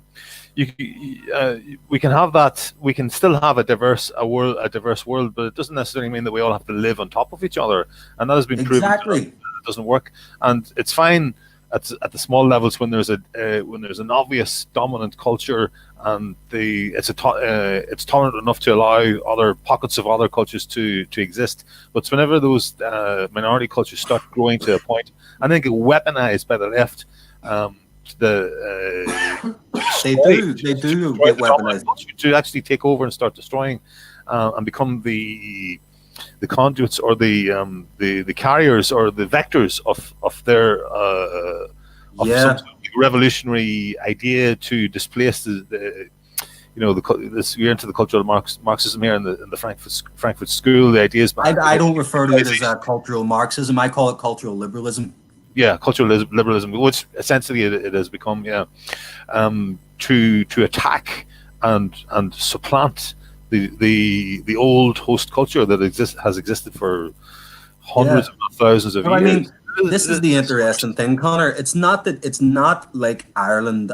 It's not like Ireland doesn't have endless reason to be not pessimistic but pragmatic about this, and to be entirely aware of the nature of this, because we are one of the nations that this has happened to before. This is one of the nations there has been within historical memory, not within living memory, but within historical memory, there has been a large-scale supplanting of the dominant native culture on this island. That is to say, the Gaelic culture for the Anglophone culture. We were. Of course, we're talking about the plantation. We're talking about until 10 years. I don't simply mean the plantation. I mean the restrictions on the use of the Irish language throughout the legal system. I mean the penal laws, various anti-Catholic statutes that were really, anti-Gael, anti-Irish, ethnic in nature, but rather than against all Catholics as such. But really, so Ireland has more reason than anyone to be aware that not only that a culture, that a small number of people can arrive and can very, very quickly, in a short amount of time, maybe not 50 years, maybe not 100 years, but a few hundred years, like those people can arrive and they can massively and profoundly and irrevocably change a culture, because we can never quite get back to what we were. You can be something else, but we can't get back to what we were. Like Gaelic Ireland as it was is gone, and that can't be brought back. It's with O'Leary in the grave. Exact, literally as Murph said there. It's with O'Leary in the grave, as the poem says. So William Yeats, wasn't it? Was it Yeats? Yeah. So I mean, but as we were saying, it's not that we reject the existence of other cultures, that other groups have the right. It's not that we reject that other groups have the right to their own culture and the right to maintain those own cultural traditions. It's that we believe that there should be a lead culture. There should be a lead culture. Like the cultural part of the problem is Ireland has never really had a discussion about the sort of nation that Ireland would like to be. Ireland has sort of stumbled through history, sadly. Well, we haven't for 100 years. We haven't. Yeah, we did 100 years ago. We did, and then maybe it was like at the end of, this is the end of Irish history now, because now we've got our republic, and then it's just a case of just developing our republic, and we ourselves alone, we're on our own now. Apart from the corner. But I mean, even the Easter Rising was a fairly limited. Sorry, go ahead. I was just saying, like, apart from the top right-hand corner, which gets quickly forgotten, but we won't go into that. We'll save that one for another day. But it was almost like nobody foresaw in those days. Nobody foresaw the sort of problems that we're seeing now, because back then it wasn't, who was moving to. It had been hundreds of years since there'd been mass movements of people into Ireland. Well, not only that. At the time, the population dynamic wasn't necessarily the same. I mean, a prescient person at the time probably could have seen that the industrialization of East Asia and the Middle East and Latin America and eventually Africa, a prescient person probably could have seen that it would have resulted in gigantic population increases as child mortality vastly declined and industrial civilization took root in those nations and regions. But at the time, most people are not that prescient, and at the time, most people in the Western world, let's not forget, our population, our birth rate would massively outpaced Africans at the turn of the 19th century. The average Dublin woman had more children than a woman in Chad at the time. Whereas Chad now has the highest birth rate in the world. We're going from 19th to 20th century. Yeah, well, I mean, you it was probably pretty. You could go back before that, and we've always had a high birth rate, but that's the Western world. That's an effect of industrialization. But no one at the time could have ever, like, I just mean, you're right. No one at the time of 1916 could have foreseen the situation that we've landed in, that we've sort of sleepwalked into, because no one could have foreseen the demographic and cultural and political changes that would just utterly rearrange the world in the 20th century. No one could have foreseen it. I mean, Nietzsche did, but Nietzsche was practically driven insane by the revolution. Yeah, say a little bit more about that, if you want to give a few more details. When did he write this, or where? Nietzsche was writing from the 1850s, I believe, right through to the 1880s. 1889. His last book was 1889. Sorry, can you lean forward a bit more? Sorry. His last book was 1889. It was The Antichrist, and he had syphilis when he was writing that, by the way. That's not necessarily the best example of his work. Yeah. His book, The Will to Power, was released, I think, posthumously by his sister Elizabeth. With heavy editing. Oh, no, they weren't. They actually weren't. Oh, was it not? No, it's proven. No, they weren't heavily edited. No. So that was his last book, 1889. And then he died 11 years later. He was insane for 11 years. There are various sort of rambling passages in the Antichrist. Like, I mean, you could take from the name of the book. Like, Nietzsche is obviously a famous nihilist and an atheist, but actually had quite an intense appreciation for religion and for the social good that religion. But like, Nietzsche mourned the death of religion. Essentially, like, Nietzsche's famous for the quote that God is dead, we have killed him, you and I. But whereas like, he's generally interpreted to be saying that in an almost celebratory manner. In actual fact, Nietzsche is saying God is dead, we have killed him, you and I, and we should be very worried. We should be very worried. Because Nietzsche predicted the rise of the United States. Nietzsche predicted Russia's rise to great power status. He predicted that in the 20th century, we would oscillate between periods of intense totalitarian statism and complete libertarian individual chaos, and that we would oscillate between these two extremes because of the lack of. There wouldn't have been any real precedent before, in his lifetime for the liberal world, would there? I guess. Well, there was the liberal revolutions of 1848. He lived through those, yeah. Short-lived. 2 or 3 years. Yeah, well, he was born right off. He would have been born right after them, or he would have been born around about that time. Well, I mean, what they were liberals, but considering what liberals are today, it's the problem is that the terminology we're using is the same, but it signifies it's like a Republican in Abraham Lincoln's day is very different from a Republican. Actually, the Republicans now under Trump are probably more like them under Abraham Lincoln than they've been for a century. But for the longest time there, a Republican under, let's say, Ronald Reagan, was the furthest you could get ideologically from a Republican under Abraham Lincoln. So, I mean, the issue is terminology. So, in the 18th century and the 19th century, they did have liberals, but what we now consider to be a liberal, what's considered a liberal in the modern era, that would have been something that they would have called a radical, or rather an extreme radical. In fact, they would have, because it's social radicalism. That's what they would have called it. I mean, Wagner had to flee. Wagner supported the revolutions. Yeah, Wagner was an intense conservative. Yeah, Wagner. Yeah, so I mean, the revolutions. Wagner would be considered far to the right. The revolutions of 1848 are in actual fact sort of considered by many nationalist movements their genesis, and these are liberal movements, which is why like in Eastern Europe you can still find, like, there's the Liberal Democratic Party, something of that nature, in Russia, and it's run by a man named Vladimir Zhirinovsky, and it is anything but liberal and democratic. But you find that sort of titling in a lot of Eastern European nations, Liberal Democratic Party, and what they actually are is they're usually sort of centre-right conservative nationalistic or patriotic parties, and that's because they sort of retain the older version of that word liberalism. I for my part, I'm an anti-liberal. Like, I consider myself a Catholic first of all, and liberalism's ultimate goal is air quotes, free man from basically any restrictions on his behavior whatsoever.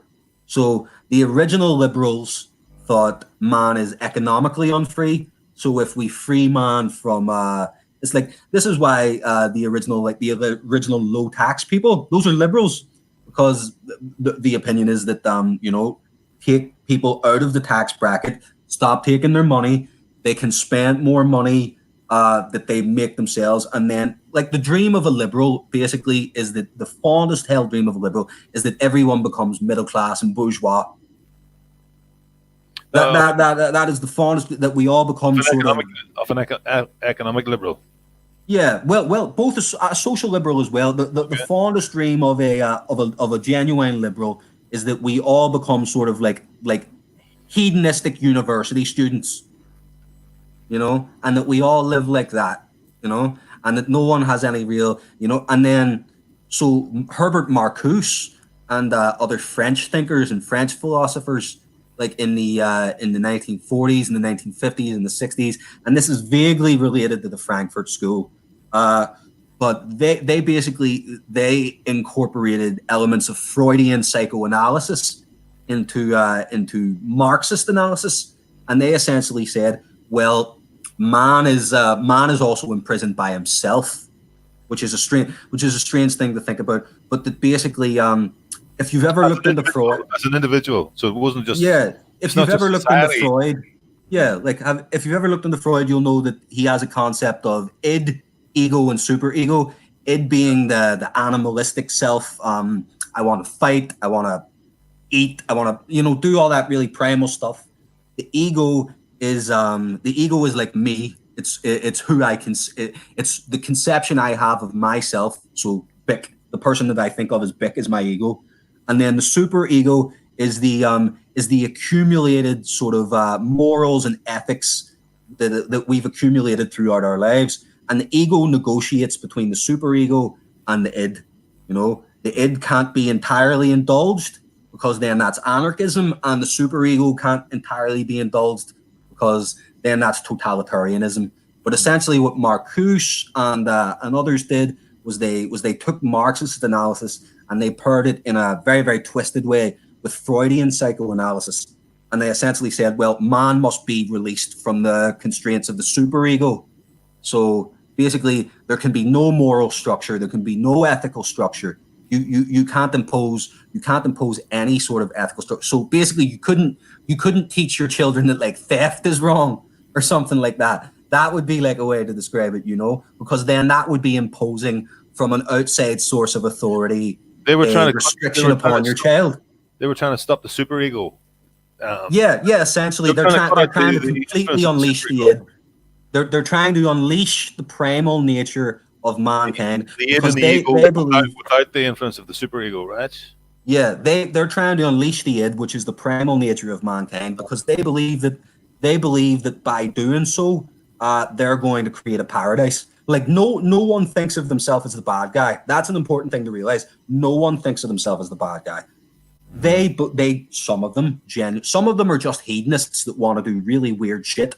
But some of them do genuinely believe that they're going to create a paradise. That if we're all just free to do whatever we want, that we'll create a paradise. Because ultimately, they believe that man is fundamentally good.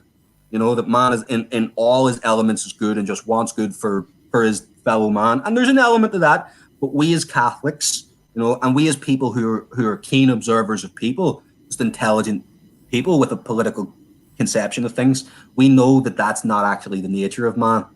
That man is often cruel, that man is often wicked, that he often steals from his neighbor, he often steals from, he can steal from within his own household, that, like, we know that mankind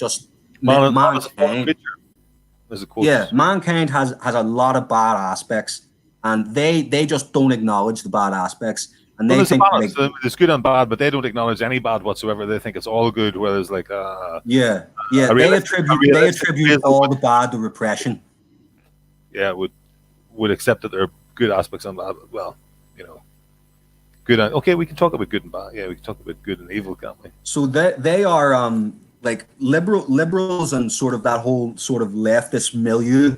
They are really just they're men out of time as well. I mean, they're operating on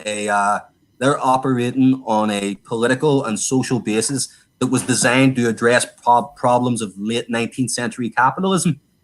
Like they haven't really updated their model at all. Like Gramsci tried to do that, and Gramsci's another rather insidious figure. Before we get on to Gramsci, I'm curious,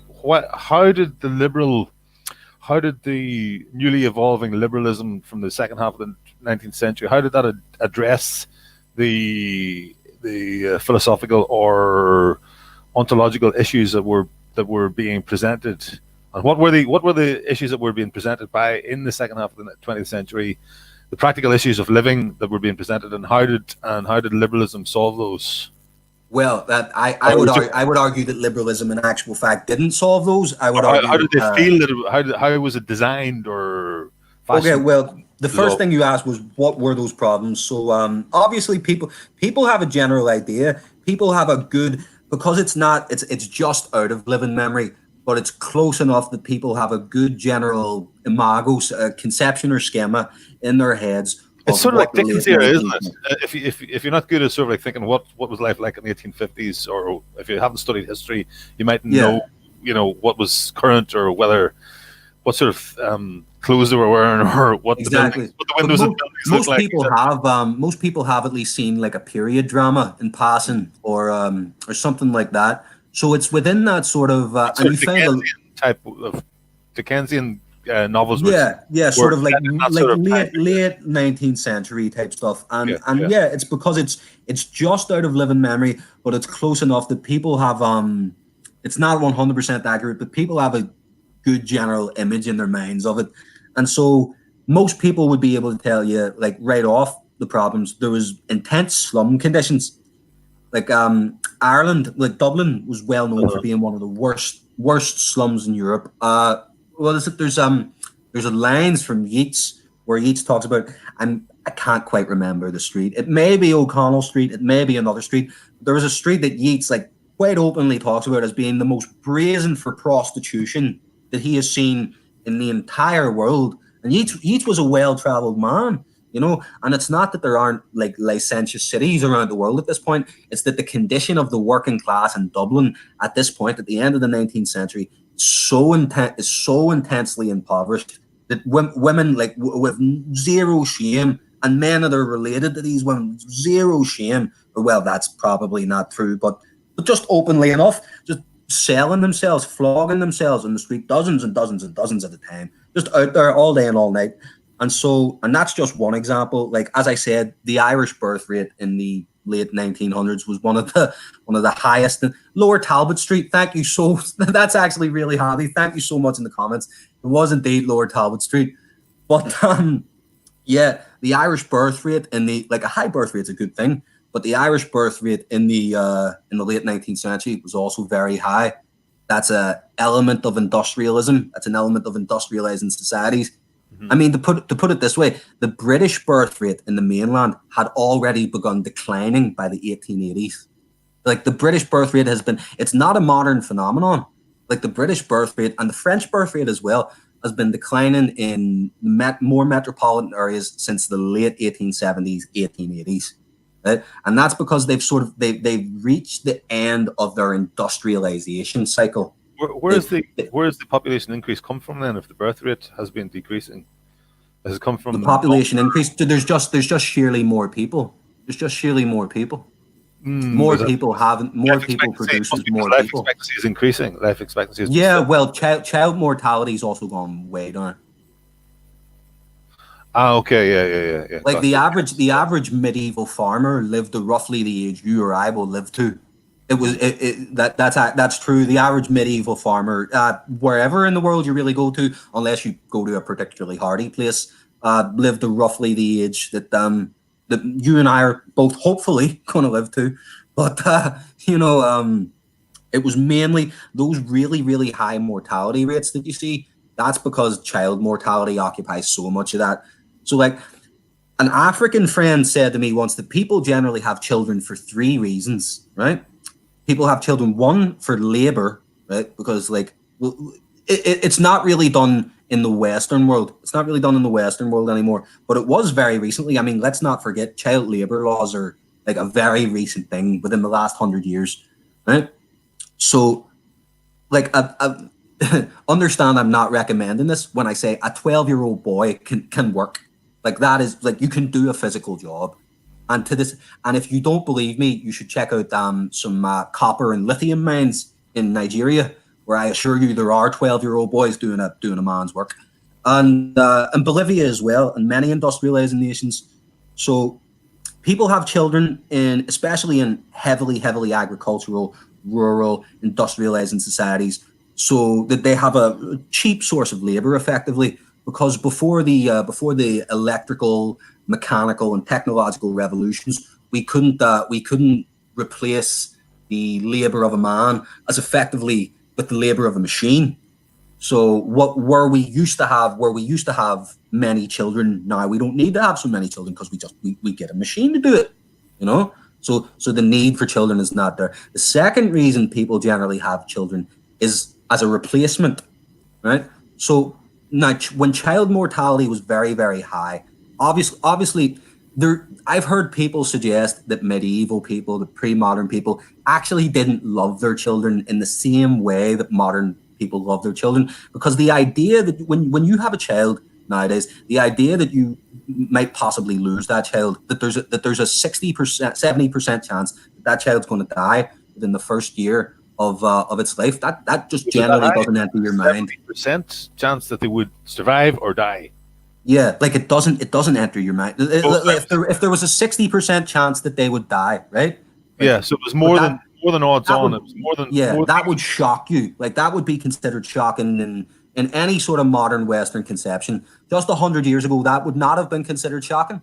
It would not have been considered shocking that like you could possibly have 5 or 8 children and that 4 to 7 of your children will die before the age of adulthood. That did happen, and there just history is just replete with stories like that. And so I don't personally believe that people have ever loved their children less. Humans have always been human, and humans have always loved their children. So when you have a child, or when you bear a child, and that by the way, that's infant mortality. That's not even taking into account miscarriages. But you call it, so when you have a child and then a child dies, what generally happens is you find within a year those people are pregnant again. That couple is usually pregnant again within a year, you know. And it's not like they want a second chance, yeah. And it's not like they're actively, consciously, not in all cases anyway. It's not like they're consciously trying to replace the lost child. But I mean, subconsciously, that is what's happening. We all have subconscious. It's probably some sort of evolutionary drive, you know. It's probably some sort of evolutionary survival drive. I dare say you're right. Yeah. And then the third reason it's worth saying is distraction. The third reason is distraction. People have children because life on Earth is it's good and it's bad. There's a lot of just hard work that just generally goes into being a person. The vast majority of people, it was bad. It wasn't. Yeah. Well, I mean, the conditions were bad, but that doesn't say anything about their spirit and their, you know, how they approached life. Maybe it was better than the way we have, the way we do with much better conditions. But yes, I'd actually certainly agree with you on that. Because of the important things, because of family and faith. Yeah, well, they say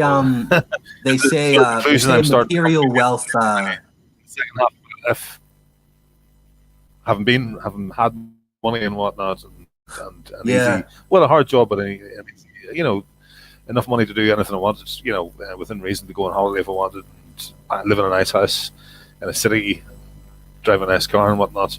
But yeah, this starting to get a different sort of a wisdom. They say material wealth induces spiritual poverty. Mm-hmm. To believe that on this, yeah.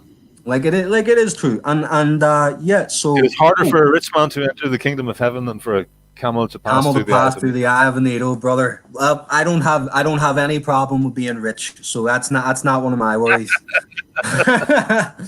Just leave me with the But, camel and the needle. Yeah.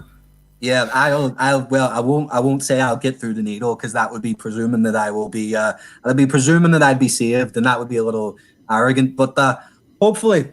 But as I was going to say, so yeah, distraction. Distraction is the third general reason for people having a large amount of children, because when you're living strange as it may seem, when you're working like a 11-hour day in a grinding factory, or you're doing grind and physical agricultural work, to come home and to actually see your, like, people nowadays think of like, oh God, I don't want to come home and see my kids, oh God. But when you went home back then, it was like, oh, look at all my kids, it was an uplifting thing, it was an uplifting thing. So people had them for distraction purposes, or to distract them from problems that were going on in their lives. We all know a couple, or we've all at least heard of a couple that have decided to have a child because they're having marital or relationship issues, So I can Sticking plaster babies. Yeah, sticking plaster babies, as they're called. So we can only assume that in pre-modern times, when situations were in many senses more intense, people were also of the same mind. Well, everything's going a bit fucking pear-shaped here. Let's have a kid. Like that really did happen. But nowadays, we've also replaced that. Like, we don't need kids for distraction anymore, because we've got Netflix. And bear in mind, I'm not saying this is a good thing. It's just sheerly factual. We don't need kids for distraction anymore, because we've got the telegraph. And we had the telegraph, and we had the radio, and then we had the television, and now we have the internet, and now we've got Netflix. And it's like we are distracted enough, and we've removed the need for excess labor. And we've clipped the child mortality rate. So yeah, that's the reason why Western birth rates have fallen as intensely as they have. And so in the nations like England and France, that were sort of they were as industrialized as they were going to be by the end of the 19th century, like indigenously. Like, obviously their industrial plant has changed somewhat in the 20th century, but not a lot. As you say, it might have decreased. The number of people working in industrial factory jobs, the percentages per capita may even have decreased from the turn of the century, as we started to see the birth of like service type jobs, like advertising, insurance, and those sorts of like paper push jobs for the middle class. Exactly. The rise of middle class professions. Many British factories. Sorry, I was just going to say that many British factories, and much of the early industrial revolution during the late 18th and through the 19th centuries. By the end of the 19th century, America, for instance, had only really been industrializing since the end of the Napoleonic War, whereas Britain, like Britain's industrial plant, that just means their entire industrial capacity. Britain and France's industrial plants were already sort of stuck in a 19th century mode of technology. Like, much of it was steam driven, much of it was large and bulky, whereas America hadn't necessarily developed that huge, industrial capacity yet. And whilst it was building its industrial capacity, things like the electrical revolution happened, things like the standardization revolution happened, interchangeable parts, stuff like that. So America was able to, right from the off, build a much more advanced industrial base. Did you study history at some stage? Independently. Yeah, I'd never heard of what was that second revolution you mentioned? The interchangeability revolution. Well, I called it a revolution. I just used that, but interchangeable parts. Basically, without standardization and interchangeable parts. I mean, if you want to look at standardization revolution, I think you call it. Yeah. Well, actually, my good friend Murph has pointed out that's Henry Ford. Henry Ford did really he made it. He took it into the modern era, but it was the earliest work that I know of, or rather the earliest good work that I know of on it, was by a man called Charles Babbage, who also, by the way, invented the precursor to the computer.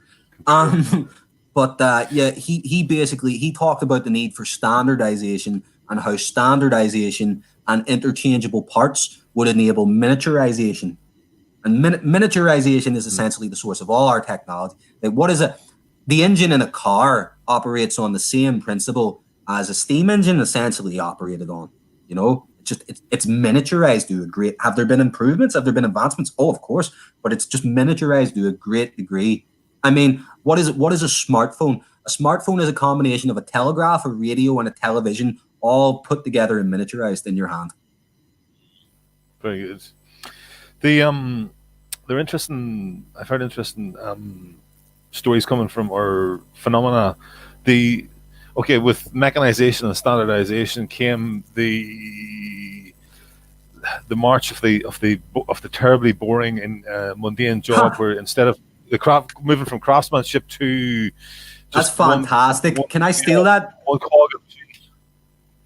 Go for it. What did I say? the march of the terribly boring. That's phenomenal. That's so perfect. I thought that was terrible. I thought that I was reaching for something else. And the march of the terrible. You're expecting the march of some big term, and then I come out with terribly boring. Okay, if you like it, that's cool. Well, yeah, you're right, because factory work is certainly not mentally engaging.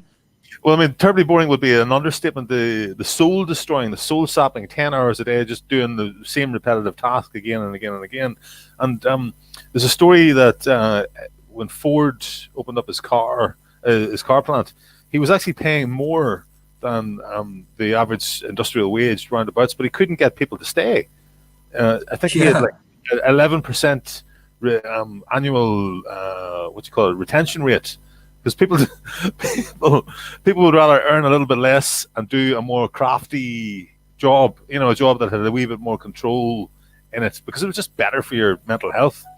So yeah, that's the march. Oh yeah, I mean, that's observable. I mean, we can observe that in the modern era, because we can look at this is the great thing about, well, I say the great thing, this is the terrible thing about industrialization. We can observe industrialization in societies like Ireland was once upon a time. We can observe it in action today because it's happening. You can go to certain parts of Africa. You can go to certain parts of Southeast Asia is pretty much, they've completed their cycle effectively. But you can go to certain parts of Africa. You can go to certain parts of Latin America, and you can see this more or further along, but you can see this industrialization in process, and you can see the mental health of the people decline. You can see their mental health. You can see their traditional social structures decline. You can see their ancient ways of living decline. You can see it all. You can just see it all change before your eyes. Like it's not some up in the air, ethereal, abstract idea. Like we can observe this happening now. Mm-hmm. There's Calvin McCarthy who just said having children is a natural desire. They are a distraction, but that's not why we have them. Can't imagine life without mine. Love the bones of them. I take it you guys haven't had any kids at this stage. I am unfortunate enough not to have had any children yet, but hopefully that situation will be reconciled soon enough. I know my main man Murph is out there trying to get as many women pregnant as possible. And serious, I mean, what are you? You guys are. Do you mind me asking how old you are? Me? Yeah. I'm entering my late 20s. I'm 30. Murph is 30. So, what are your plans for children? Then, do you want to talk? Talk about your hopes and dreams. Ever since married, nubile young ladies looking to so if you this is your big sales pitch moment, Oh yeah. Well, I mean, sell your sensitive, responsible, future-oriented side. So off you go. Well, here goes. Ever since I saw the Jeremy Kyle show as a child, I've always wanted a woman just like that. No, I'm only joking. No, you do actually have to wear a tracksuit. That's mandatory. But no, it's just you wouldn't fit into North Belfast. Otherwise, I feel like you would be picked on. But no, I'm only joking. In terms of personal plans, like much of my generation, I don't really have personal plans. Like you find with a lot of millennials. Don't get me wrong, the oldest millennial turned 39 this year, and the youngest millennial is something like 21. So like millennials are a big group. Like we're not this homogenous. Like we do generally think the same things in a certain way. Like you'll find millennials left wing, right wing. We're populist. You know, either way we're populist. But we got like as a group, we just generally we defer any sort of idea of what we're going to be doing in the next 10 years. Like I could tell you what I think. I could tell you where I think I'm going to be living in 10 years. I could tell you what I think I might be doing for a living. I could tell you, you know, where I think politics may have gone. But like in terms of in terms of personal like relationships, children, stuff like that, like our generation just we just don't really think of it. Right. Because there's how many kids? Like putting you on the spot. How many kids are you going to have? How many kids do you want to have? A football team, if possible, mate. a battalion, like Gaelic or soccer? Mate, enough Gaelic men to defend my home. Good, I like it. I want enough children to defend my home from a marauding band. Okay, that's good answer. Good answer, mate. So, women that were stood outside, the queue that was forming outside, have just dispersed. I think you need. So he'll settle for a 5-a-side team. Come back. But you see, Conor, you actually, funny enough, you joke, but that is actually partially the issue with, especially for young men, you know, in our age range. I mean, I'm aware this extends to all kinds of age ranges. To be fair, it's not millennials or Gen Z, but it's particularly bad for us because I mean, we haven't had the time to accumulate the sort of resource base that like older individuals might have. So, I mean, you know, which can offset some of these problems. But a lot of millennial women or a lot of millennial females aren't particularly interested in having children. So if you're a guy that's interested in having kids, you're probably, you know, you're gonna have to take a major compromise on that. It's like, and it's okay. Like, what do you call it? Because once again, politics is the art of the possible, and relationships are politics too, as anyone that's ever been in one will know. But like, yeah, if you're wanting to have a sort of semi-traditional family structure in any way, like it's quite hard to find that, and the economic instinct. Sorry, go ahead. Matchmaking, and see if there's anybody in the chat. Any women in the chat who are looking to have kids? I'm only talking about the matchmaking side of things. But it'd be good to see, you know, the female. Maybe there's some push. What do you think, guys? Any females in the chat? Is that true? Is Bik being unfair? Maybe there's he's missing the ones that are just to keep it quiet because they feel they have to keep. They feel society. They don't want to frighten the guys off. You know, they don't want to frighten the guys off by talking about having kids. See, before Bik gets Bik gets tarred as being desperately unfair here, me being Bik, of course this isn't Murph talking, but what do you call it? Murph would agree with you. Murph would agree with you, but you'd agree with me, would you, Murph? Oh, straight up, yeah. But what do you call it? Like, before I get tarred as unfair, in actual fact, like a lot of women, like it's like they haven't been. You are what you're conditioned to be. And you want what you're conditioned by your circumstances, by your upbringing, by the culture you're raised in, by so many things, and by the popular culture as well, as to what you want and your desires. And you know, it's like, do I actually really want to drive a Mercedes? No, not particularly. But when I see a Mercedes, I'd be like, God, I'd love to drive that Mercedes. You know, I see Mercedes ads; they look cool. It makes me want one. You know, so in the same vein, like a lot of women, especially in the millennial generation, have sort of been turned off having kids. They've been turned off. It's all part. Fair play to him. As Cathal says, it's all part of the negotiations. He wanted 6, they've settled on 3. It's still above the 3.1 replacement rate. So, mate, Cathal, you're a legend, mate. Fair play to you. Knock out a couple more for Ireland. You've still got some in the tank, my man. I'm sitting on 2, so I need to up my game by 0.1. So I'm gonna have to. I am looking to have more kids actually. So, That's a conversation I'm having with my girlfriend at the moment. She's a bit younger, it is possible. It could be possible. Yeah, it is possible. But the social and economic incentives for them to wish to have children or to admire it as a lifestyle choice, it's just not there. It's just not there. And also, this is where we need government. This is where we need nationalist, pronatalist policies. That's actually 100% true. That's 100% true. That's Irish Freedom Party, 100%. You know, I don't know. The Irish Freedom Party certainly we're big on pronatalism and increasing the birth rate and having government support our policies support family life and the Irish family. What about? I'm not well up on the National Party. Can you guys remember their policies? I would just like to point out. I would like to point out that I can actually prove myself right here, because there is one population in Ireland, right? Well, there is one Irish population in Ireland that has a brutally high birth rate. I mean, an African level birth rate. It's magnificent. The Travellers, my man. Yes. The Travellers. Something like I'd have some of what Michael's having. Yeah, I guarantee the traveller nationalism. Who cares if they themselves can solely save the birth rate?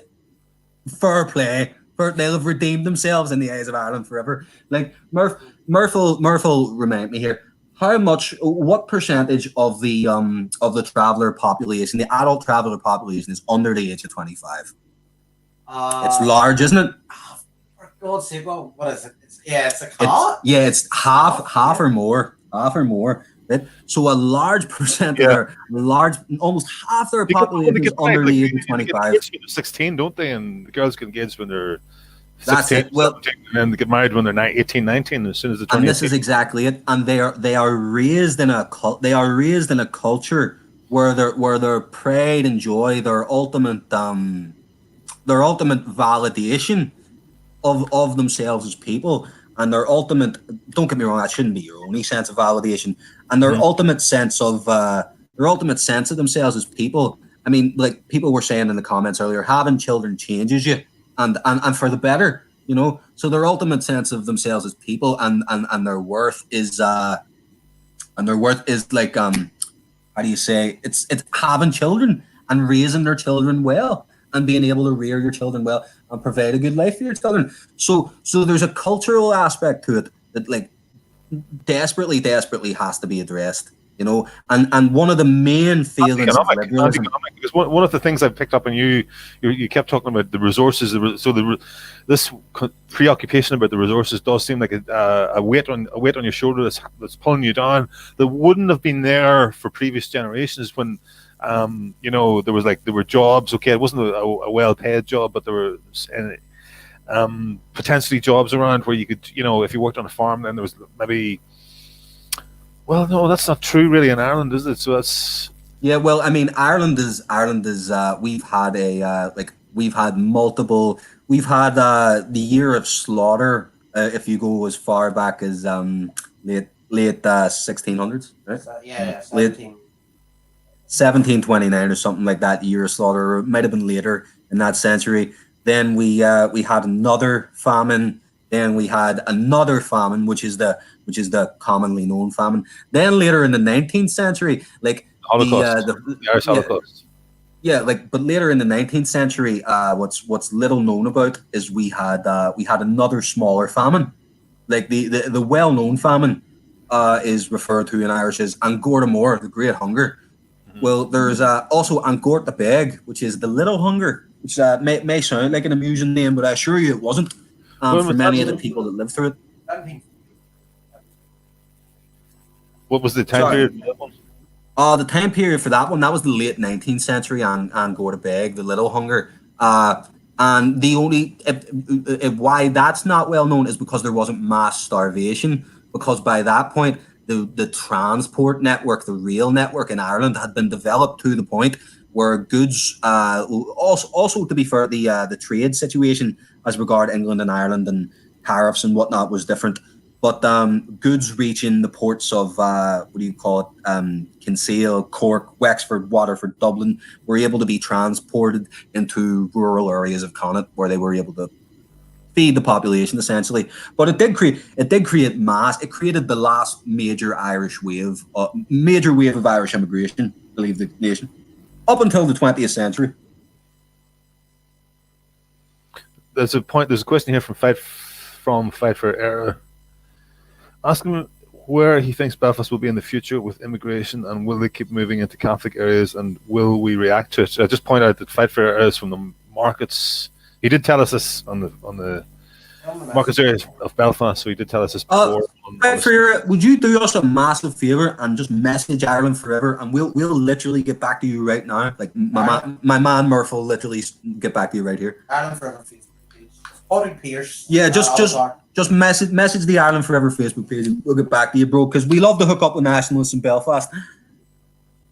You know, I mean, that's a big thing. Like that's a big thing for us. Don't just keep it online. You know, you gotta meet up in person and shake the hands and get to know each other. It's a big thing. There's rumors of like a Facebook a social media purge coming up. So you know, I wouldn't be shocked. If this comes along and catches on our words, it's just going to take the legs from under us. You know, we need to have phone numbers saved in our, of each other. Meet the, we need to be focused on. I know I'm sounding like a broken record. I keep saying this, but it's not. I don't see it happening, and we are frigged.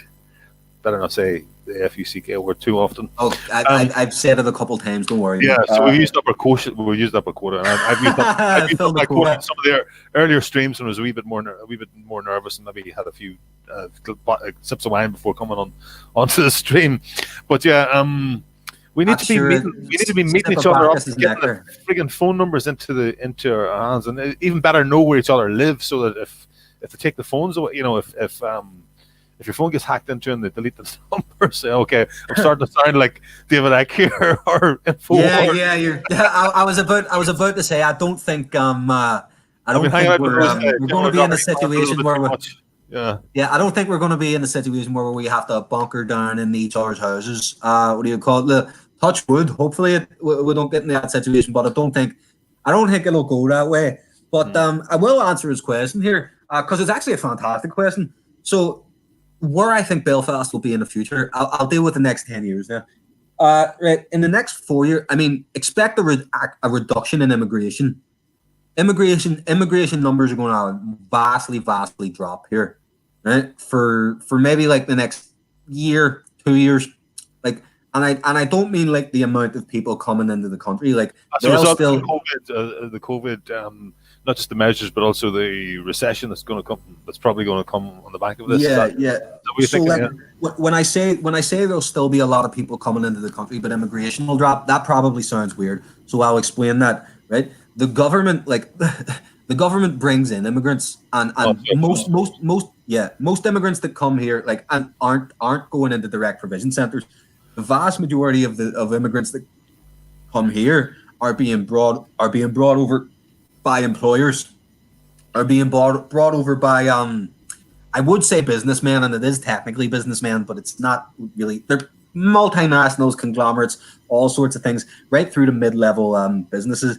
But they bring them in for cheap labour because they don't have the same sort of labour protection rights that Irish workers have. Stuff like that. So you can get away with abusing them. They don't speak English. They don't have the same recourse to they don't have family in the country. It's like if I was to go start working in a mine in southwest Poland, and I complained, who would care? And who would I go to? So it's that's why they bring them in. So they'll keep bringing in those numbers. They'll keep bringing in those quota numbers. But the immigration outside that'll cut off massively, because immigration has almost halted all across the world right now. It's almost halted as we all go into lockdown. And so my position is that it's going to continue to be at very, very low levels. It'll gradually begin to pick back up over a period of the next 2 to 3 years. But then the political situation in Ireland is so tenuous that I don't actually know what's going to happen in terms of a political situation. Like, I don't necessarily know I don't know if this Fine Gael, Fianna Fáil coalition will last. I don't know. I think it actually might last, but I don't know who's going to be in government. So I can't say about our response to it as a government, but I could say that the material circumstances, we've got maybe 2 or 3 years of very, very low immigration. We've got very, very 2 years of low immigration coming, which we should make the most out of. And we should point out that we don't necessarily have to have immigration. We don't necessarily, if it can stop, which it has stopped effectively right now. Like right now, there is no immigration. It's happening for the first time. Well, unless there's like people in the economic migrants posing as refugee seekers.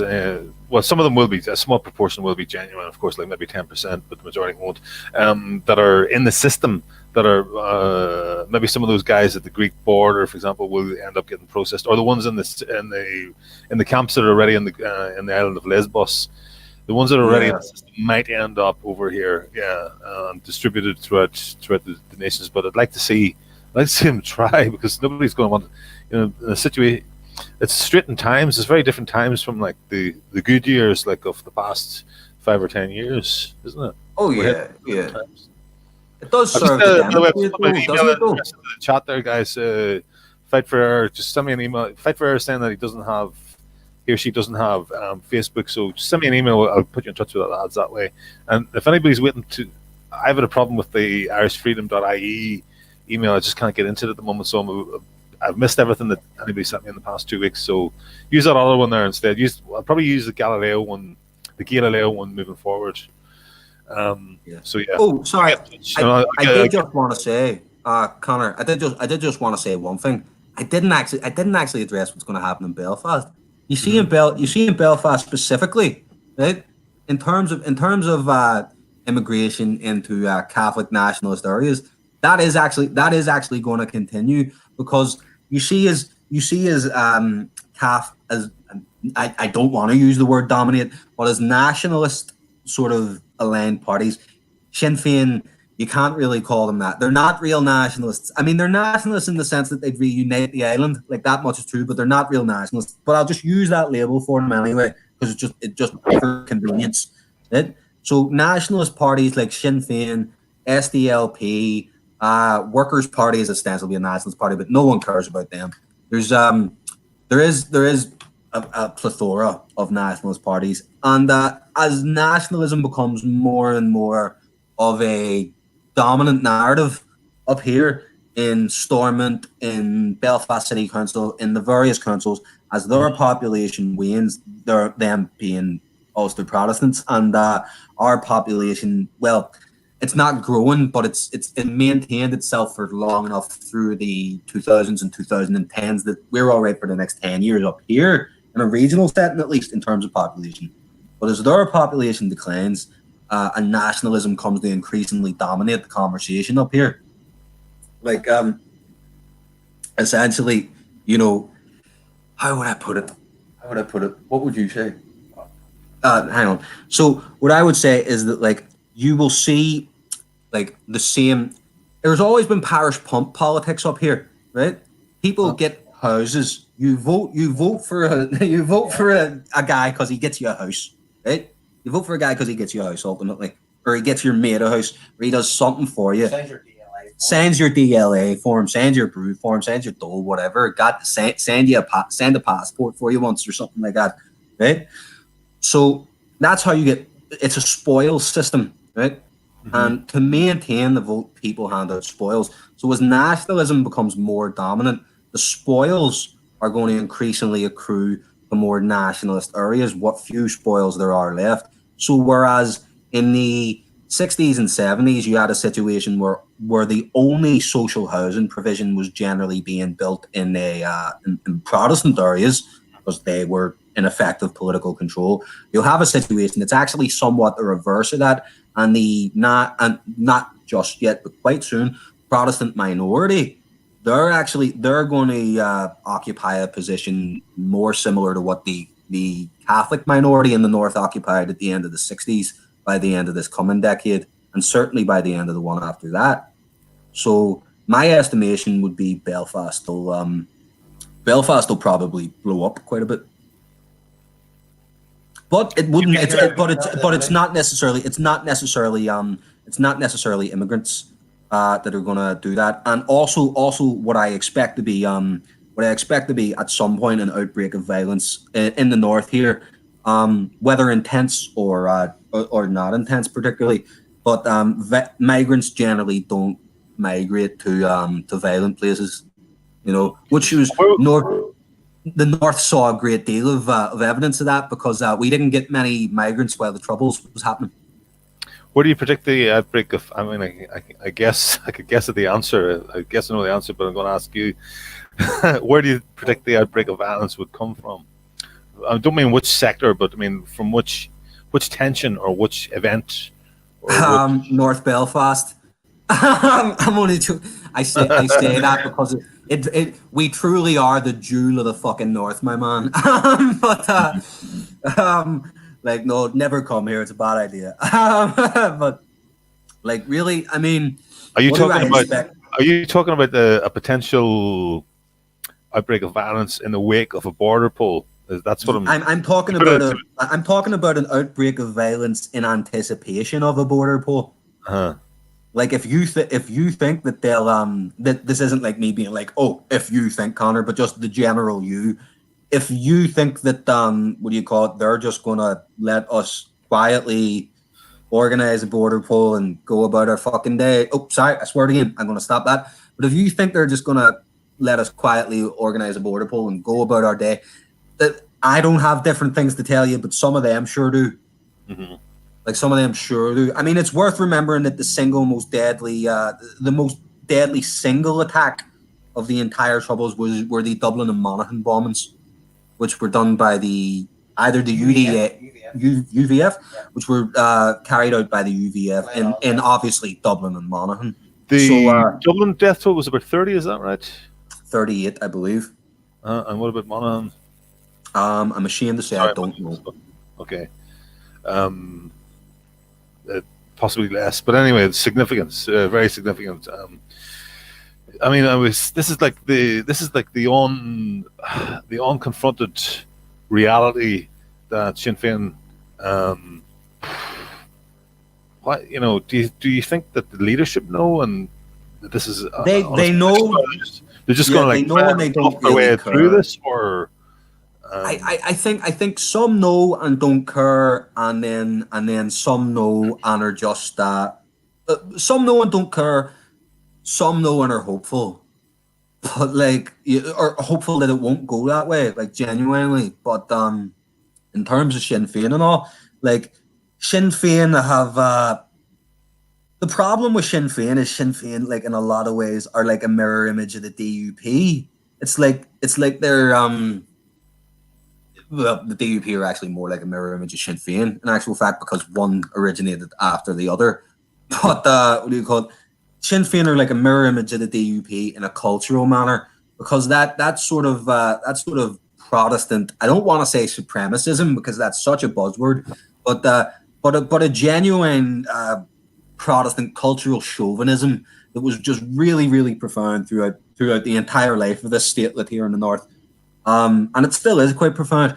Like Sinn Féin just sort of occupy a mirror image version of that. Like they don't.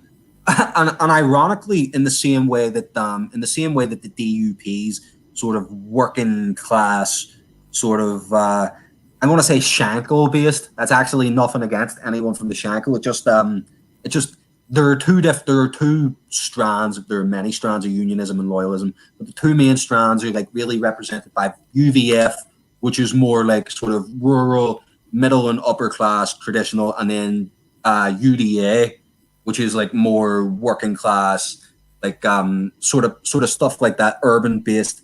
And they've traditionally split respectively along the lines of UUP supporters and DUP supporters. But the DUP, the sort of cheap sort of Protestant cultural chauvinism that they sort of really, really pump out. It's not anything related to.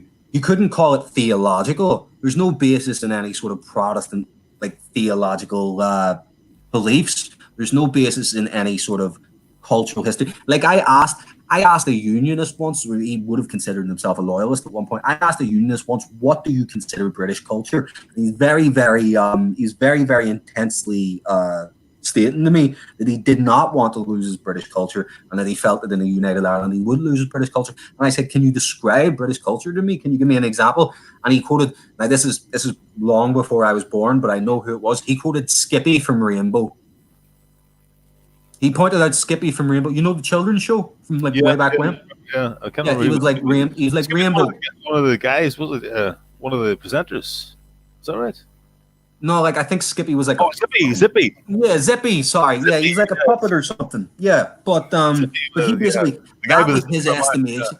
That was his estimation of British culture, not shake. Yeah, it's a this is you sort of like you did the leftist. You give him a leftist gotcha question there. It must have been your old training as a Marxist.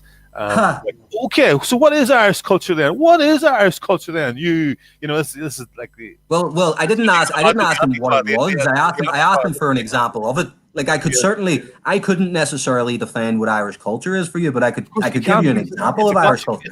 It's a trick question. It's a gotcha question. The answer is it's too broad. It's too abstract. It's the multitude of small. It's the multitude of. I've heard somebody define it well. Who was it now? Was it Douglas Murray or Hitchens or one of these guys?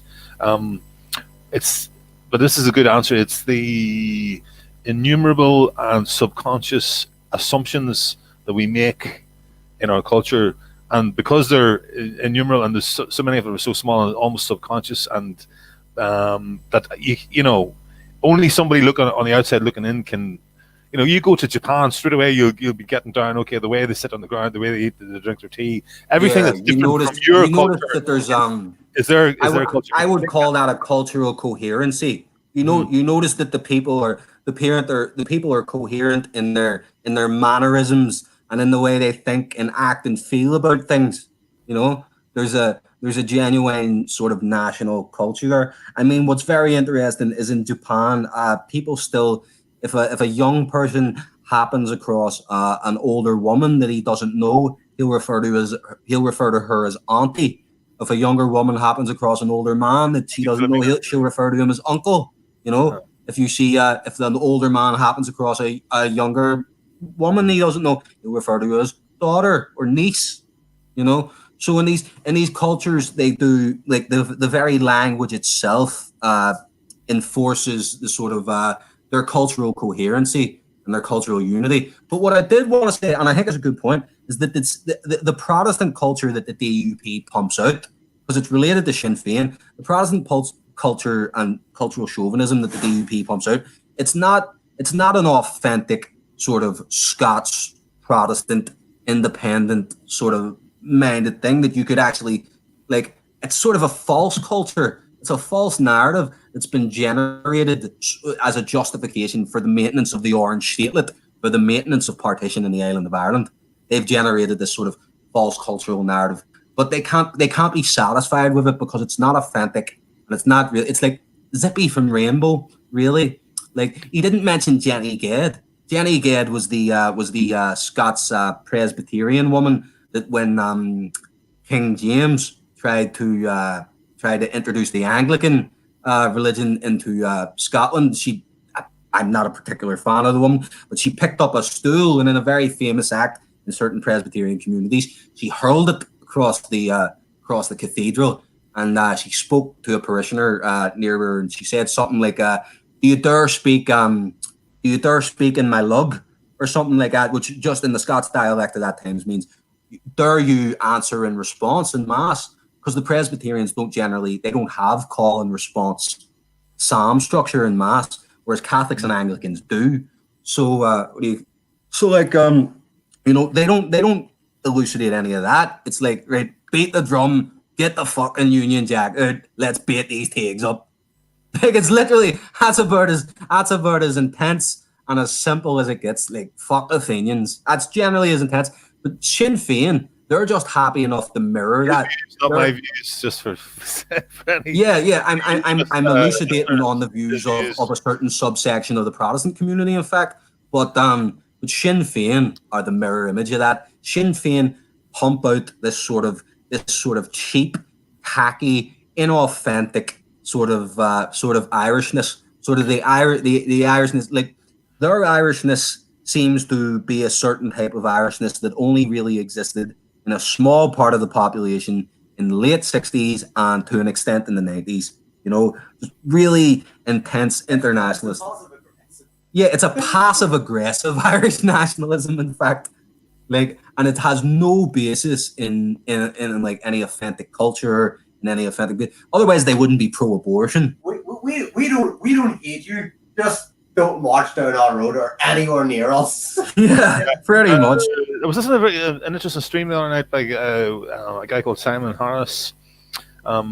Simon Harris, did you say? Simon Harris, yeah. That's an unfortunate name. Who does? Oh yeah, it sounds like our one of our ministers, doesn't it? Is that where it's coming from? No, is that? Holy shit! Sorry, can I just say, Cahill McCarthy has come in with the comment of all comments. Cahill, you won the comment section tonight. So has an essay. Sir Jimmy had an essay extolling British culture. I'm shocked and horrified, Murph. Okay, back to Jimmy Savile is British culture. Oh. I don't. Okay. I don't think our English or British nationalist friends are going to be too keen on that. But well, I said British culture. English culture is different. I have no problem with the English as a nation. Yeah. Diddly IE Marxist. Yeah. Diddly IE Marxist. Let's leave that one up. Yeah. But do you know something? I wish Sinn Féin were Marxist. I wish Sinn Féin were Marxists. At least if they were Marxists, they'd be doing something economically for us while they were screwing us socially. They're not even. Yeah, they're not even. It's like they are liberals, genuinely. Yeah. This guy, Simon Harris, has got a YouTube channel. It's very good. He goes into 20th century history, revisionist history, among other things. And he was chatting with a couple of fellas about the nationalism. Where is nationalism? And they were talking about the nationalist movements in colonial, ex-colonial, or post-colonial countries or post-colonial regions, like Scotland, for example, Sinn Féin in Northern Ireland, SNP, the Catalonian, and there's a very common strand between those, that they're not really nationalists, they're faux nationalists.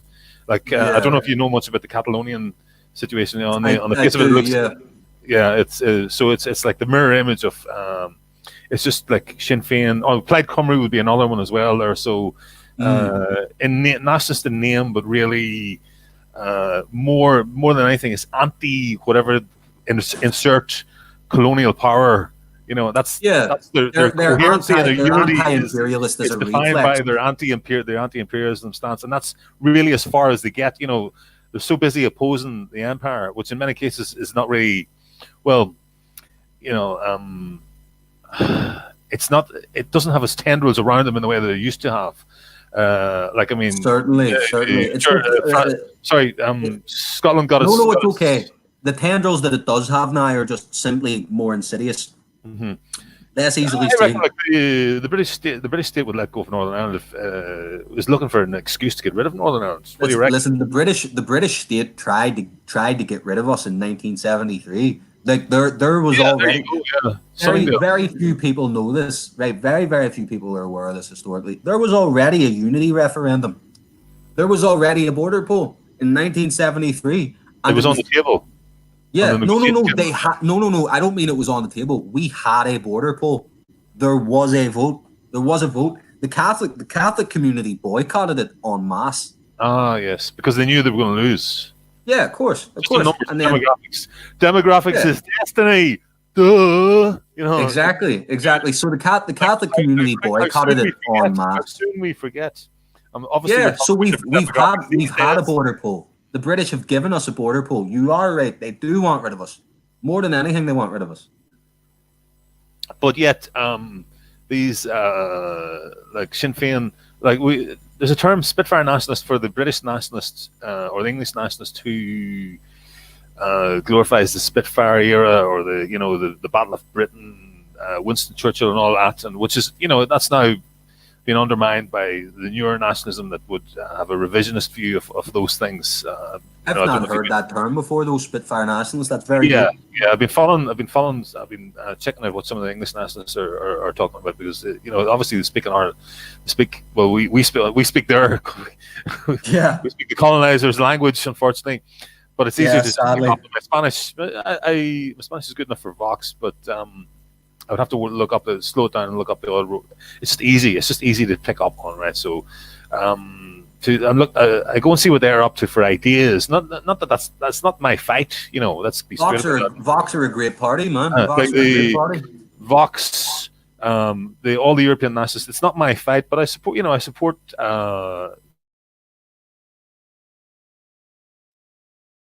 Sorry, hello, you still there?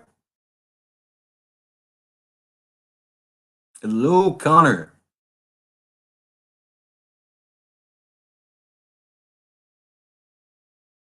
I think that might be the impromptu end of the show.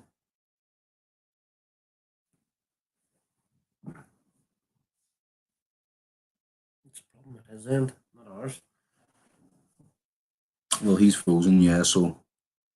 Yeah, we're still. Because we're talking, so that's making. Yeah.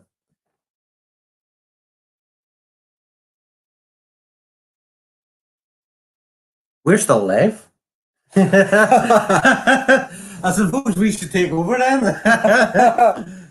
Well, Yes, he is gone. Well, I suppose we'll have to take over until he's gone, until he comes back in. we will be good stewards until he comes back. We could have some fun with this. Are we still alive? Are you Yeah, sure yeah, we're still live. Look, it's ticking down. Someone leave a little comment in the comments if you can hear us. Michael. All right, Keep it all right, going. yeah, we'll keep it going. Why not? Why not? Connor's been ambushed. Clearly, he's fallen by the wayside. It's them Protestants I was talking about. I was out. It's those pesky Protestants, always up to good. Yeah, I was out having a smoke, so I don't even know what you were talking about before I came in there. By the end, we were just chatting away. Like we haven't really had a narrative as such through anything like this. We've just sort of talked about things as they've come up. It's Smick FM live. This is the first time Smick FM has been live. Yeah. It's a strange feeling. So what were you talking about before?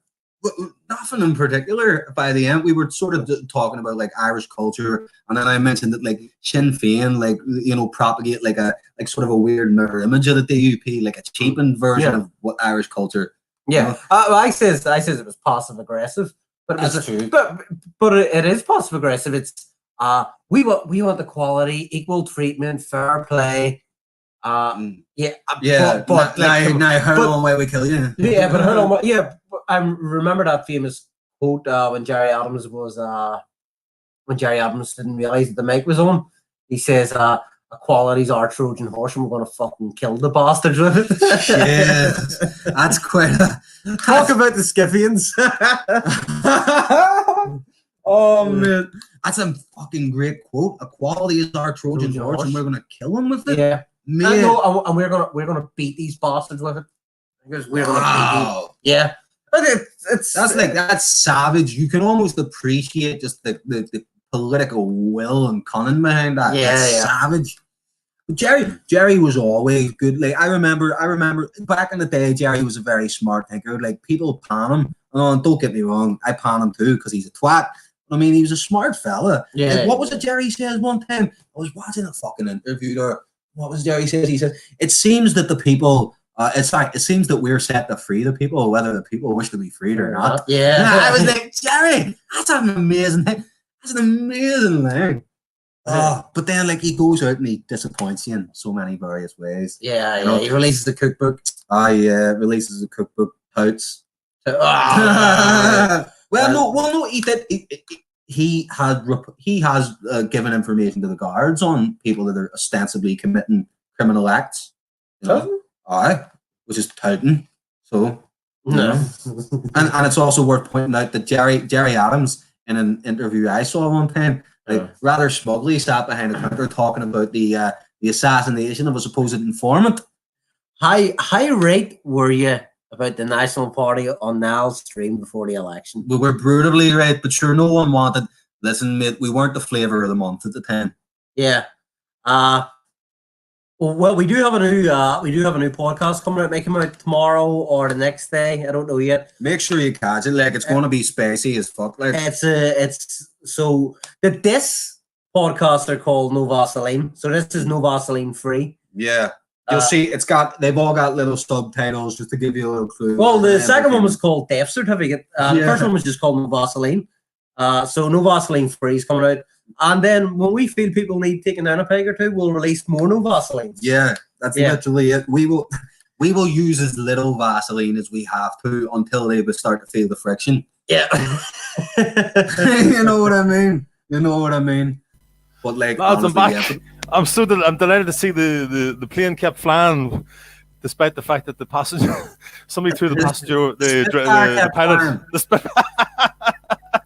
We took a I was going to shot. say, Conor, you were calling yourself a passenger there. That's more like the pilots disappeared and the passengers fly the plane. Oh, come on, like, I'm just a passenger. I can't, can't hold a candle to you guys reading. On life's journey. Passenger on life's journey so this is fantastic. Like, I thought the whole thing was scuppered, but I don't know what happened there. There was some Wi-Fi issue and it just dropped out completely. And I thought the whole thing had gone down. But great. So go on ahead, keep going. I'll gather myself. We didn't even know what had happened on your end, Conor. I thought you'd been bushwhacked by a roving unionist. There you go. So go on ahead. You lads were holding the fort there. I'll just go through the chat and listen to you and pick up and oh no, we were just jump back in whenever I got my parachute off. The episode that's to come out tomorrow. Oh yeah. Tomorrow or the next day. And how many people we're gonna piss off?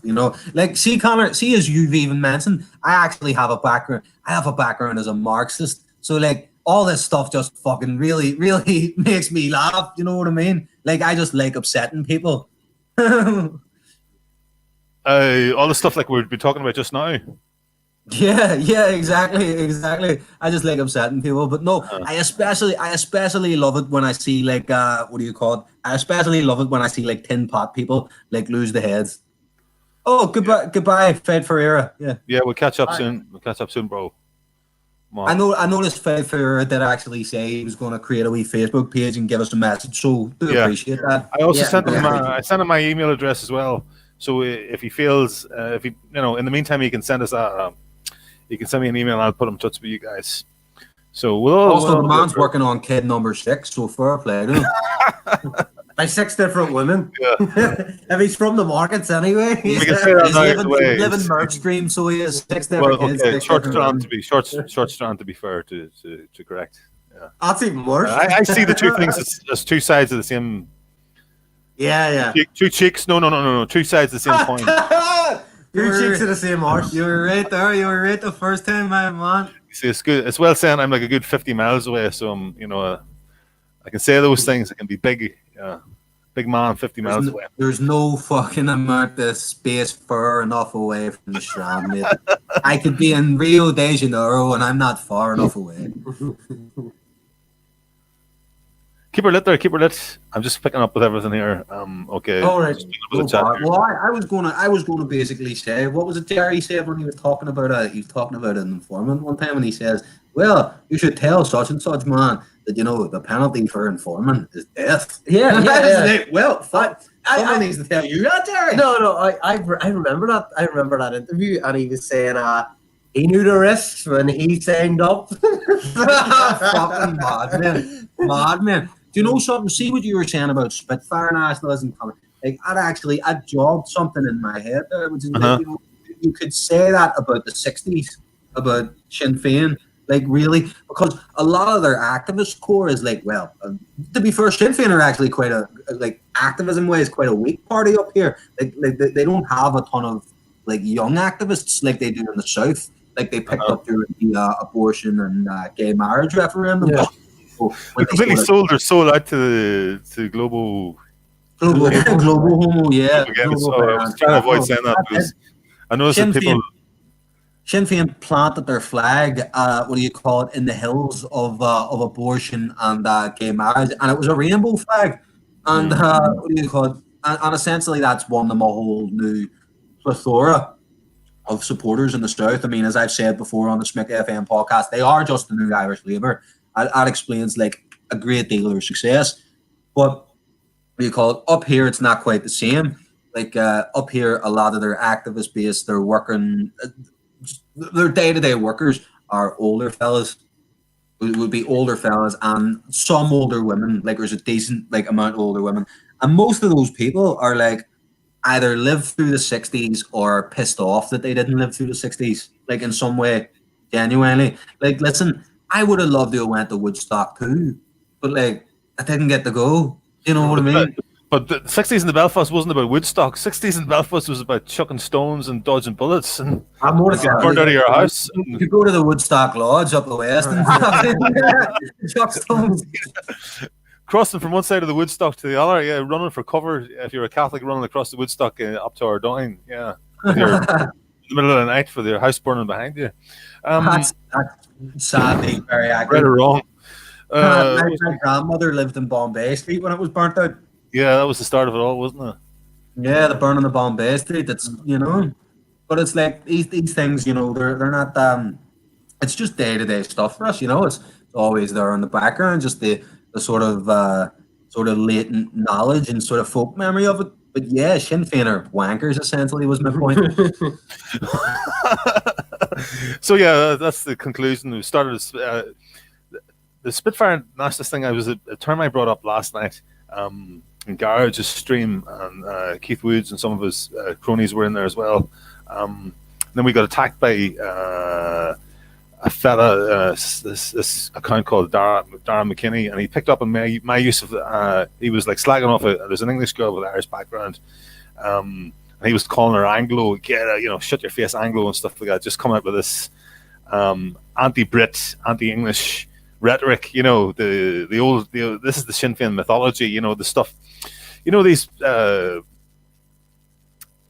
you see them on Facebook and in the Republican Facebook groups, sort of like murals, like modern day murals, if you like, with a wee composition of the flag, a hero, Bobby Sands or whatever, and then something about the Brits. Like they're stuck in 1972 or 1916, which take your pick. This is what I mean by the Spitfire. A lot of them are stuck in the late 1980s as well, as you mentioned, Bobby Sands. A failure to recognise the enemy, today's enemy, the enemy of today, because it's just been. If this is all you see every day, if this is the image that's presented to you in rebel songs, I mean, I love a good rebel song. You guys have introduced me to some. Smick FM is great for the music as well, lads.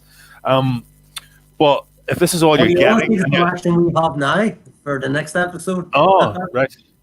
But if this is all you're getting, if this is your fodder, if this is your propaganda that you're getting and being fed every day, you're going to believe that the Brits are the enemy. You're going to believe that the border is the biggest problem that Ireland ever had. That's what you're reading in your head on. Northern Ireland is the panacea that's going to end all, right all wrongs and usher in a new golden age. Or do they? Or is it cynical? I mean, how much of? I mean, a certain in that people, sense, it's a cynical manipulation of those irredentists.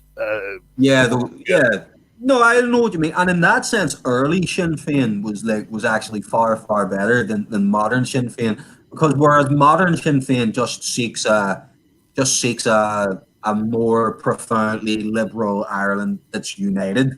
That's really all they want. They do want a united Ireland, but they just want it to be profoundly more liberal, just further along the same track that we're heading down. Whereas Sinn Féin, in the early Sinn Féin, you can say, and I'm not talking about Arthur Griffin's day. I'm talking about like 50s, 60s, like second iteration Sinn Féin. Early second iteration Sinn Féin, they were actually pretty good because they recognised that even in a united Ireland, that there has to be a reorganisation of, not just a reorganisation, there must be a conversation. There must be a conversation amongst the Irish people about, who are we as a nation, what are we doing, and where are we going? And those are the three questions. we should ask ourselves. We know where we've been. We can't get over where we've been. Like where we've been dominates our days and our nights, you know, because the most obvious blatant reminder of it is still there. That is to say, the border.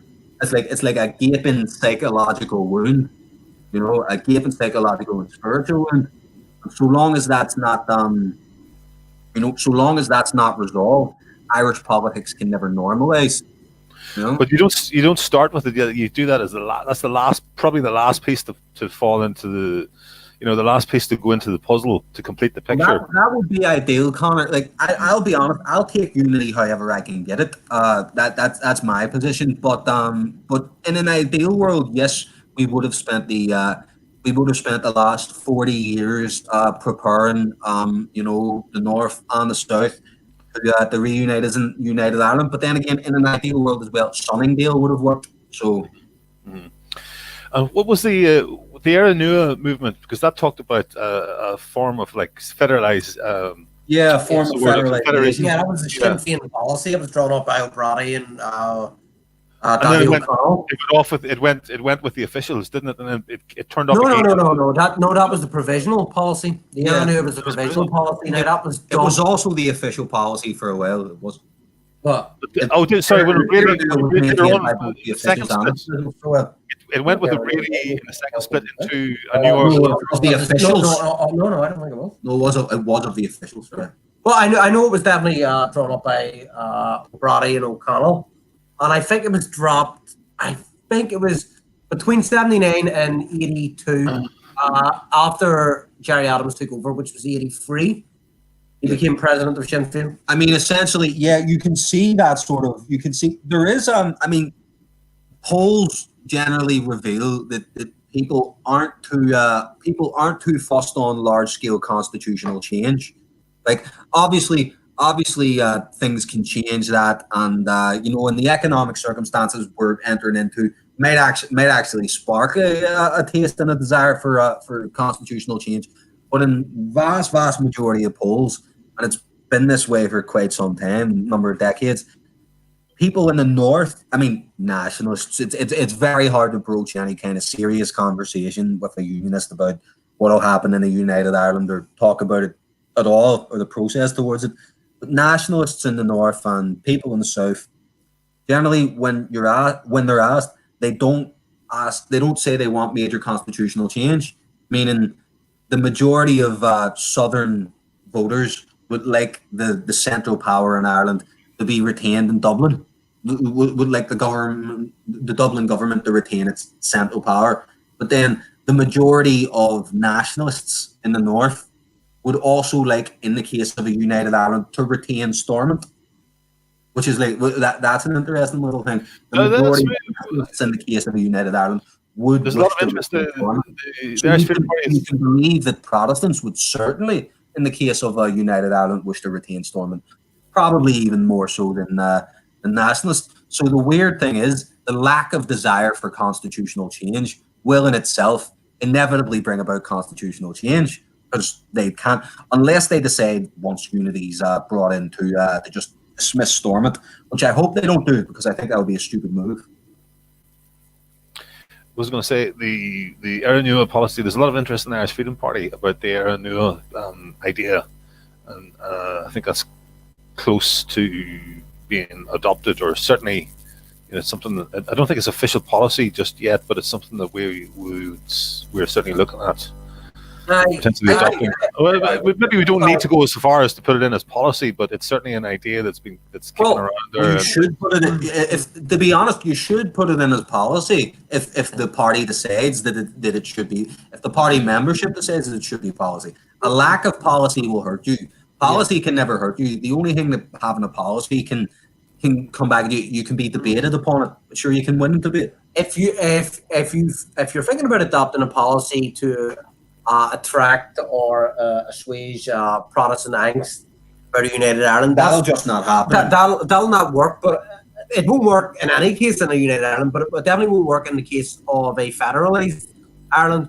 Now, if you had just one centralised system, like the current Dáil administration, the current Dáil government,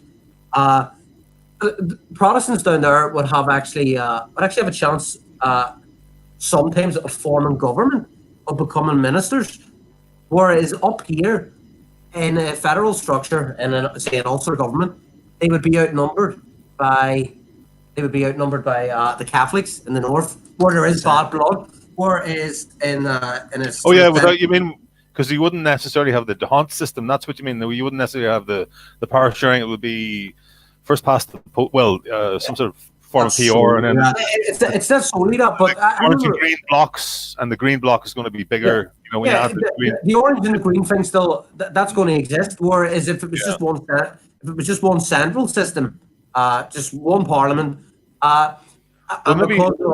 because of the complexities of the way politics works down there, it's almost always a coalition government, almost always anyway. So I mean, if I can follow up from Murph there, then essentially in a united Ireland, one could assume that the Unionists would essentially form a coherent electoral vehicle, and given that they would be a minority, but they would be something like 12% of the population of the island, so not a super minority. So I mean, they would be something like anywhere from 12 to 20% of the population of the island.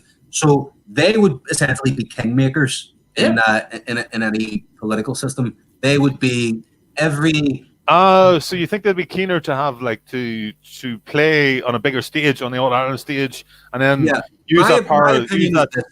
The DUP with Boris, you see, ultimately, Boris over the barrel.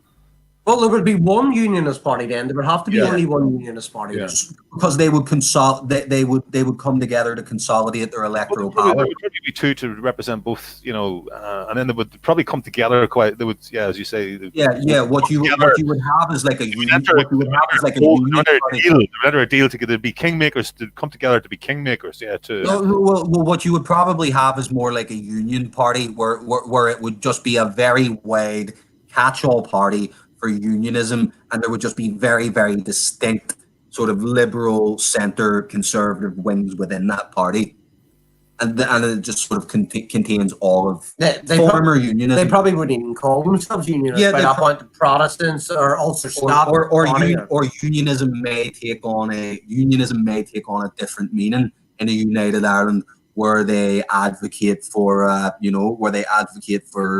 maintenance of cultural ties with Britain, the maintenance or extension of economic or political ties with Britain. They will still have things that they wish to do politically in a united Ireland.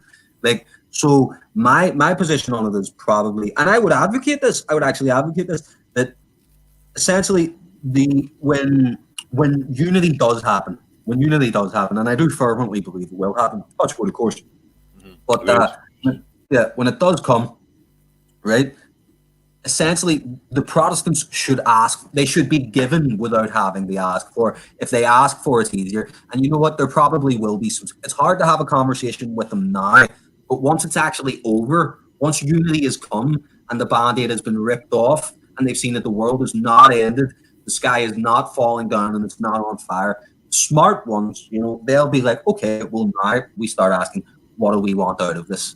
What do we want out of this? They're already asking. The smart ones are already asking. The smart ones are already preparing for this. They're already making. Some of the smart ones, but the smart ones right now are just they're a minority right now. They're a minority right now. You have to understand, they will not be able to have a conversation about this prior to it happening. They just won't. It's not in their culture. They're not capable of it. They can't have a broad ranging discussion within the unionist community about unity or post-unity. They just can't. You'll be killed. If you're not killed, you'll be silenced. If you're not silenced, you'll be ignored. So the ones that are making the approaches to the nationalist side, they're outliers. They're just one. They're like 0.001% of the population. To the nationalist side, I don't know of them making any genuine approaches to the nationalist side. But there's this fellow Jim Dawson you might have heard of. There's a fellow called Jim Dawson you might have heard of, who's been approaching talking to. I've heard the name mentioned, believe it or not. But yeah, what I mean is there's no. Jim Dawson is one person, right? And whilst he might he's certainly an intelligent person, and whilst he might command the loyalty of, I don't know, however many number of people, like he is one person, and as you said, an outlier, really, because I mean, Jim is not. Many of Jim Dawson's views are not commonly held at all within the vast majority of the Protestant community. So it's like even amongst them, he is something of an outlier, you know. So, but like, I mean, I don't actually want to get drawn into talking about Jim Dawson. Yeah, but I mean, Peter Robinson made a statement, Mike Nesbitt made a statement. Yeah, and they were destroyed. Their career. Yeah. Mike Nesbitt made a statement, and his career has never recovered. His career has never recovered. Robinson can make a statement because of Robinson's status within unionism and loyalism. But that was it. That's it. So essentially, what I would suggest, sorry, go ahead. What I would suggest is that the Protestants, we offer them in a united Ireland, the Unionists, we offer them in a united Ireland, what you would call guaranteed seats. Right? Guaranteed seats in the Senate, guaranteed seats in the Dáil. Right? So basically what that says is they would participate in elections just like everybody else, and they would be able to run for whatever seats they run candidates for and win or lose them on their merits. But we should either create some new seats in the Dáil or take some currently existing seats and dedicate them solely to that they can solely be occupied by people of a unionist background or political persuasion. Right, would you feel is that like, is that a... I was going to say, and then in those specific seats, those specific Senate and Dáil seats, basically it would be unionists running against unionists, you know. And then, of course, I would also recommend retaining Stormont. I would recommend retaining Stormont. Have you ever been to Serbia, Conor? I haven't. Right, well, there's a province in northern Serbia called Vojvodina, right? And it has a very, very large... Interestingly enough, Serbia has a very, very similar history to Ireland, Kosovo, Serbia. But in the north, there is a province called Vojvodina, and it is historically heavily Hungarian population. Hungary and Serbia share a border in the north. And Hungary, under the auspices of the Austro-Hungarian Empire, controlled this province of Vojvodina for a very, very long time. So when Yugoslavia was created, they essentially they got this province, but they have a certain degree of autonomy, right? Up in this autonomous province of Vojvodina, they have a local parliament, and they have that parliament has certain rights, certain responsibilities over the local region of Vojvodina, where the Hungarian minority population is mainly located. And I mean, in Vojvodina, like, the Hungarian population is like, it's roughly even, I think, with the Hungarian ethnic population, rather, because many of them are born in Serbia, that their population is roughly equivalent in that province to that of native-born Serbians. So there's a very, very real equivalency between their situation and the situation we find ourselves in Ireland. And the way they seem to have resolved it is they don't seem particularly shy or hesitant about allowing limited autonomy. The term is limited autonomy, you know. So basically, if it soothes and assuages the fears of Protestants and Unionists in a united Ireland, that they can retain Stormont and that they can retain an additional level of self-government over their province to reflect their cultural distinctiveness, then why not? What would the function of Stormont be? The function of Stormont would be local government within Ulster. Mm-hmm. The function of Stormont would essentially be what the function of Stormont currently is. So there would be 3 levels of government. Well, like there is at the moment. Okay, so nothing would change except that instead of Westminster, there would be the Dáil, right? Okay, so it's seamless in that. It's for Northern, and then two levels of government.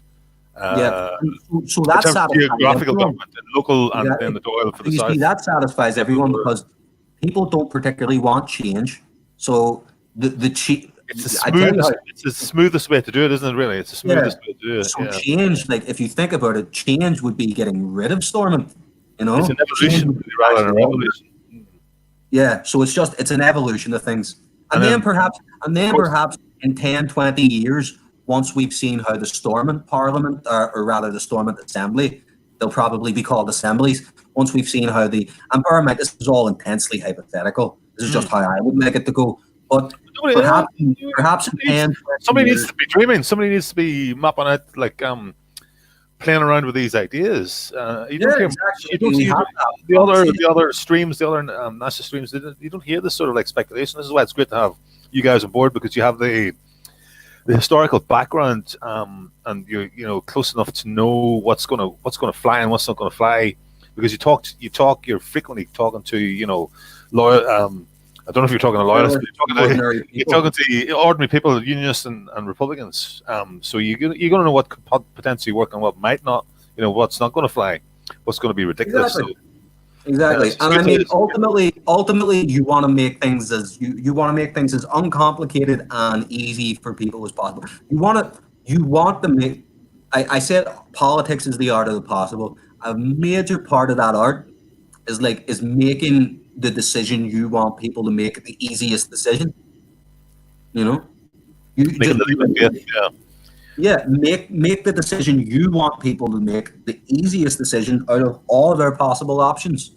So coming back to the argument for nationalists, and not pissing off the Irish population by opposing a measure that, for better or for worse, they believe in, which is the restrictions, right? So why go? Great point, Conor. This is tying it all, coming full circle. It really is. Keep it simple, stupid. Or KISS is the watchword of the stream. KISS. Yeah. Well, I mean, Clinton wasn't wrong when at the time he said it's the economy, stupid, and you could stretch that out now and say, well, I mean, in the 2010s, I guess it's immigration, stupid. But now it's it's nationalism, stupid. Mm-hmm.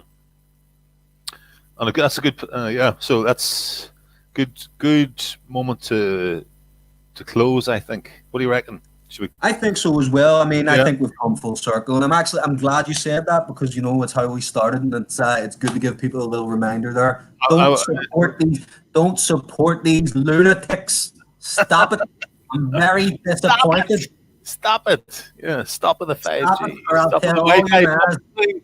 Stop it with your Wi-Fi poisoning. Yeah. Anyway, lads, thanks a million. Thanks anybody who's survived this far. I survived the fall. Yeah, you're welcome, man. Great to have you on board. We'll sort it out again. We'll get back. We'll pass around the hat. Buy Murph a chair so we can sit at the table. Come back in from the cold. He's been looming behind me like the spectre of inevitable death. He was going for the pizza in the kitchen. Going for something else, but I fended him off. So listen, good luck with your. I know it's already done, of course, so it's just a case of editing it up, and we look forward to that with bated breath. On Saturday, did you say? Your next episode, Vaseline. Probably Friday. Vaseline part. Yeah, sometime this week for sure. Like it'll come out before the weekend. Well, wait there. What time would be best? Friday? Yeah, let's do it on Friday. Why not? It'll come out at 5 o'clock on Friday. Then 5 o'clock on Friday. There you go. You heard it here first. So what was I going to say? Honestly, mate, I can run away a little bit at the mouth when Murph isn't steering me 100%. So thank you so much for having me on. It's been a genuine pleasure. It's been my pleasure. My pleasure. Thanks a million. We'll do it again soon. So, right, lads, don't forget to like the stream. More importantly, subscribe and share this around, and we'll get good. Look forward to seeing you all again. Thanks for your participation. Gearóid.